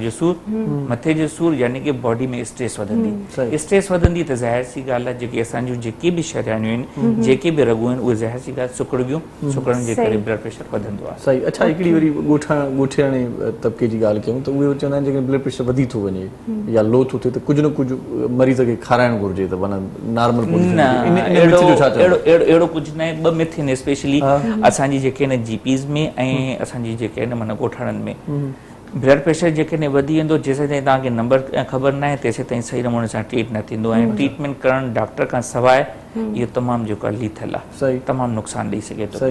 ॿियो कुझु जेके नमूने जीपीज़ असांजा असल में मेन हिस्ट्री आहिनि, असां उन्हनि जी उहे ई जेके असांजी हेल्थ केयर यूनिट जा मेन जेके नमूना असांजा आहिनि, जंहिंजे करे असांजा जेके लोकल माण्हू आहिनि उहे लोकली जेके डॉक्टर्स अवेलेबल आहिनि उन्हनि ते आसानी सां पहुची सघनि था। उन्हनि खे स्पेशली मां मैसेज ॾियणु चाहींदुसि त जेके ज़बान जे हेठो जेका टेबलेट वठनि था, रखनि था पिया मरीज़नि जे, त उन सां जेको हिकदमि सां ब्लड प्रेशर लो थी वञे थो, जंहिंजो नुक़सानु थी सघे थो, फ़ाइदो न थींदो आहे। त इन तव्हांजे चैनल जे तसलसल सां मां इहा ॻाल्हि ज़रूरु चवणु चाहींदुसि त जेको अॻ में मिथ हुयो त हिकिड़ी टेबलेट आहे, उहा टेबलेट जेको ज़बान जे हेठो रखी छॾी, तमामु घणो ब्लड प्रेशर वधियल आहे, तव्हांजो घटि त थींदो, पर घटि थियण जे करे एतिरो घटि थी सघे थो त दिमाग़ जी तरफ़ ब्लड जी सर्कुलेशन घटिजी थी वेंदी ऐं उन जे करे फाले थी सघे थो, या ॿिया काफ़ी मसइला थी सघनि था, गुर्दनि जा मसइला थी सघनि था। त इहा जेका टेबलेट रखनि था पिया ज़बान जे हेठो, उहा न रखणु खपे। सही सही। इन जो मुस्तक़िल हल अञा ताईं न निकितो आहे डॉक्टर साहब, माना दवा जेसिताईं जीअरो आहे त खाईंदो रहे। बिल्कुलु, तव्हांजो तमामु सुठो सुवालु आहे। ॾिसो, हिकिड़ी शइ असांखे जेका आहे न माना ख़ुदा जी रहमत सम्झूं त मां हिकिड़े पासे इन शइ जो ज़िक्र कयुमि त ब्लड प्रेशर तमामु घणो कॉमन आहे, ॿिए पासे इहो ज़िक्र कयुमि त 50% डेथ जेका दिलि जी या दिमाग़ जे करे थिए थी उहा ब्लड प्रेशर जे करे आहे। पर ख़ुदा जी असां इहा हिकिड़ो जेको आहे वॾो शुक्र अदा कयूं त हीअ हिकिड़ी अहिड़ी बीमारी आहे जेका 100% क्यूरेबल आहे, प्रिवेंटेबल आहे। जेकॾहिं यंग माण्हू आहे, उहो पंहिंजो blood pressure know the number, उनखे पंहिंजे नंबर जी ख़बर आहे, उन हिसाब सां पंहिंजे लाइफ स्टाइल खे चेंज कंदो, उन हिसाब सां पंहिंजी एक्सरसाइज़, पंहिंजी फिज़िकल एक्टिविटी, पंहिंजी डाइट ते स्मोकिंग खे स्टॉप कंदो, इन्हनि शयुनि ते ख़्यालु कंदो त डेफिनेटली ब्लड प्रेशर जी तरफ़ जेको अॼु जेको थींदो, इहे शयूं लाइफ स्टाइल मॉडिफाई कंदो त 10-15 सालनि खां बाद में थींदो। ऐं ॿी हिकिड़ी ॻाल्हि त जेकॾहिं ब्लड प्रेशर जे कंट्रोल जे लाइ एतिरो तव्हांजो नंबर आहे जिते तव्हांजो फिज़िशियन, तव्हांजो डॉक्टर तव्हांखे टैबलेट ॾिए थो पियो, त उन सां जेकॾहिं तव्हांजो ब्लड प्रेशर कंट्रोल नंबर में रहे थो त उन जे करे दिलि, दिमाग़, गुर्दा, अखियूं, असांजी जिते जिते असांजी शरियान आहे उहे हिसा असांजा बचियल हूंदा। त टैबलेट वठणो हरज न आहे, असल जेका मक़सदु आहे उहो ब्लड प्रेशर जो कंट्रोल हुजणु आहे। सही सही सही, ॾाढी ज़बरदस्त ॻाल्हि कई तव्हां। ऐं इहो बि ॿुधाईंदा हलो कुझु शयूं अहिड़ियूं बि पुछा कयूं सैरिश, जेकी पाण खाधे पीते जूं शयूं इस्तेमालु कंदा आहियूं त उन्हनि मां असांखे फ़ाइदा कहिड़ा आहिनि? ॾहीअ जो इस्तेमालु साईं, ख़ासि तौर ते आने जो इस्तेमालु, अंडे जो, बेदे जो। अंडे हिकिड़ी असांजी जेका आहिनि जेका ब्लड प्रेशर जे हवाले सां जेका डाइट आहे, स्पेशली जेका डेश डाइट उनखे सॾिबो आहे। डेश डाइट में जेके आहिनि increase amount of increase consumption, तव्हां वधि वधि इस्तेमालु जेको करे सघो था, उहो फ्रूट्स, वेजिटेबल्स, होल ग्रेन्स। ॾही जो इस्तेमालु जेकॾहिं तव्हां चओ था त ॾही जे मथां जेका तव्हां छा चवंदा आहियो, जेका लेयर जेको हूंदो आहे उहो हटाए करे तव्हां ॾही त ॾाढी मुफ़ीद आहे, बिल्कुलु जेको यूज़ करे सघो था पिया। एक्सेस हर शइ जो नुक़सानु हूंदो आहे, सुठी हुजे या कुछ भी एक्सेस जेका भी शइ हूंदी उहो नुक़सान ॾींदी लिमिटेड अमाउंट में सर्विंग पंहिंजी कैलरीज़ खे काउंट करे तव्हां कैलकुलेटेड अमाउंट खाईंदव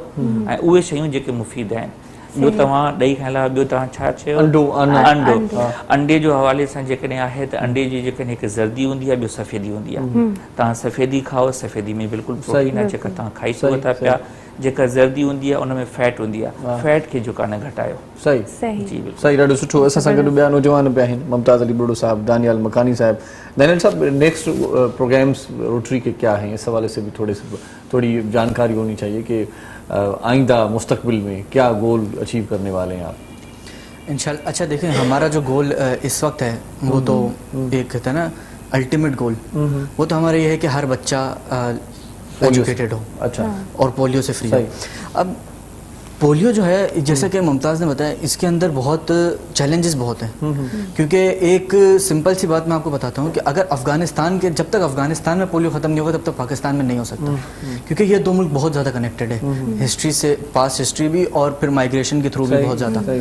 तो पहले हमें वहाँ पे कंट्रोल करना होगा पाकिस्तान में तो हम जितनी हद तक हमारी कोशिश हो जाए और जितनी हद तक हमारी सलाहियतें हैं हमारे रिसोर्सेज हैं हम सब कंट्रोल करने की कोशिश कर रहे हैं लेकिन जब तक ये दोनों कंट्रीज लिंक्ड है अच्छा इसके अलावा एक और कंट्री थी नाइजीरिया की जी लेकिन वहाँ पे ख़त्म हो गया क्यों वहाँ पे एक कंट्री थी एक कंट्री ने अपना करा कंट्रोल करा और ये कंट्रोल हो गया अच्छा इसके अलावा जो लिटरेसी और पोलियो से बढ़ के भी रोटरी की बहुत सारी चीज़ें जैसे हम प्लांटेशन के ऊपर भी काम करते हैं अच्छा ज़बरदस्त हाँ हम जो कम्युनिटी सर्विसेज है उसके ऊपर भी काम करते हैं कम्युनिटी सर्विसेज भी हमारा एक वो फोटे है तो इन सारी चीज़ों के ऊपर काम हो रहा है अच्छा बुढ़ा साहब इहो मूंखे ॿुधायो तव्हां त अमली तौर ते तव्हांजी टीम बाक़ाइदा वञे पई कमु करे पई या सिर्फ़ु मतिलबु हिकिड़ो सिलसिलो ठाहे करे जोड़ जक करे पोइ वरी ठाहे छॾिबो आहे ॿिया माण्हू वञी कंदा आहिनि ऐं तव्हांखे मां तव्हांखे पंहिंजो मिसाल ॾियां थो जंहिं कल्ह मां जंहिं शहर सां वास्तो रखां पियो ऐं मां तव्हांखे पहिरियों ॿुधायो त रोटरी जेके हिन में डिस्ट्रिक्ट हूंदा आहिनि पाकिस्तान जा हाणे हिकु सिंध बलोचिस्तान में आहे ॿियो पंजाब ऐं खैबर पख्तूनख्वा में हाणे जेको सिंध ऐं बलोचिस्तान में आहे उन में वरी क्लब्स आहिनि उन में हर जेके असांजा डिस्ट्रिक्ट आहिनि जेके असांजा शहर थी विया लाड़काणो हैदराबाद शिकारपुर जैकाबाद सखर इन्हनि में असांजा वरी असांजी रोटरी जा जेके क्लब्स आहिनि वरी उन्हनि में असांजा नौजवान कमु कनि पिया ऐं तव्हांखे पंहिंजो मिसाल ॾियां थो त अल्हम्दुलिल्लाह जंहिं टाइम ते आउं पंहिंजे क्लब जो प्रेसिडेंट हुयुमि त उन टाइम ते जेके असां प्रोजेक्ट्स कया हुयासीं जीअं तव्हांखे दानियाल ॿुधायो त असां कम्युनिटी ते बि असां कमु कयूं पिया त असीं जेके रोटेक्टर्स आहियूं जेके नौजवान आहियूं असां पंहिंजे ख़र्चीअ मों ई हाणे जेके कोविड-19 जा जेके डेज़ हलनि पिया तव्हांखे ख़बर आहे त उन में तक़रीबन जेके माना ग़रीब उहे बेरोज़गार थी चुका हुया इवन उन्हनि खे जेको आहे न जेके डेली बेसिस ते कमाइण वारा जेके हुया ग़रीब उन्हनि खे वेलो मानी खाइण लाइ न हुयो उहे परेशान हुया त यकीन कयो त पोइ असां उहा सूरत हाल ॾिसी करे जेके असांजा नौजवान जेके असांजे टीम मेंबर्स हुया असां पाण खां स्टार्ट करे पंहिंजे घर खां स्टार्ट करे पोइ असीं 70-80 हज़ार जो असां राशन वरितोसीं ऐं उहो 70-80 हज़ार असां पंहिंजे दोस्तनि में उहो असां पाण डिस्ट्रीब्यूट कयोसीं मूंखे ॾाढी ख़ुशी थी तव्हां ॿिन्ही नौजवान सां मिली करे छो त रोटरी में आउं ॾिसंदो आहियां सदाईं झूना माण्हू सो नौजवान बि अची विया ॾाढी सुठी ॻाल्हि आहे वॾी महिरबानी तव्हांजी बुढ़ा साहब मुमताज़ अली बुढ़ो साहब ऐं दानियल मकानी साहब बहुत शुक्रिया आपका ऐं डॉक्टर राजेश कुमार साहब तव्हांजी वॾी महिरबानी ॾाढो सुठो लॻो तव्हां सां कचहरी करे फर्स्ट टाइम मुलाक़ात थी पर सुठे नमूने सां तव्हां डिफाइन कयो मामलनि खे असांखे मज़ो आयो सो आख़िर में वेंदे वेंदे असां सबा हाशमी खां कलाम ॿुधंदासीं हाणे वरी पाण मोकिलाइनि बिल्कुलु असां मोकिलाईंदासीं तव्हां सां छो जो सुभाणे असांखे वरी तव्हां सां मिलणो आहे नवनि गेस्ट सां गॾु ऐं उन खां अलावा पंहिंजो खोड़ सारो ख़्यालु रखो ब्लड प्रेशर जीअं थिए थो पियो या पंहिंजी डाइट जो ख़्यालु रखो ऐं विटामिन डी वठो छो जो विटामिन सां ई तव्हां हेल्दी रहंदव ऐं उन खां अलावा पंहिंजे घर वारनि जो पंहिंजे पीउ माउ जो सभिनी जो ख़्यालु रखो बिल्कुलु जी लतीफ़ जी मिठी ॿोली पाण सदाईं गॾु तेरे खोली रहना कहंदे ने नैना मेरे दिलदार तू कहना कहंदे ने नैना तेरे खोली रहना कहंदे ने नैना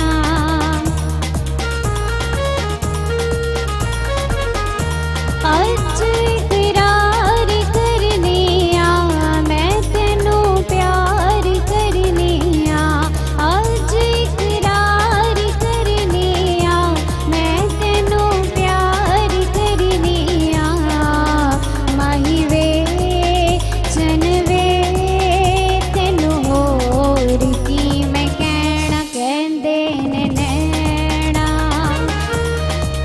कोल रहना कहंदे ने नैना मेरे दिलदार दिलदार तू कहना कहंदे ने नैना तेरे कोल रहना कहंदे ने नैना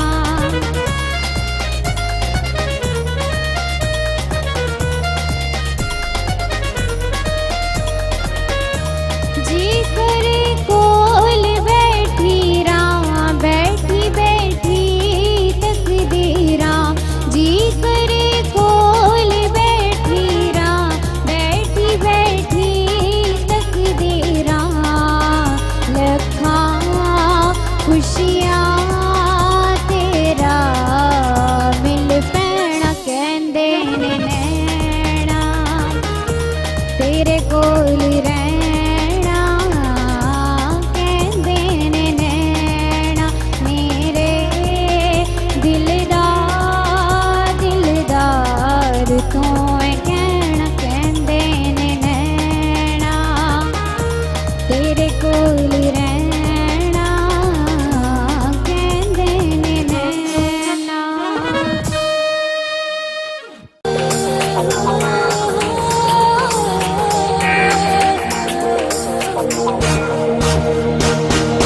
सुबह सुबह जो पखिया फेर मां उड़रे थो हरी नारी रपखे संभाले निकरे थो हिन सरज़मीन सिंध ते जिए सजो घरे थो खुशहाल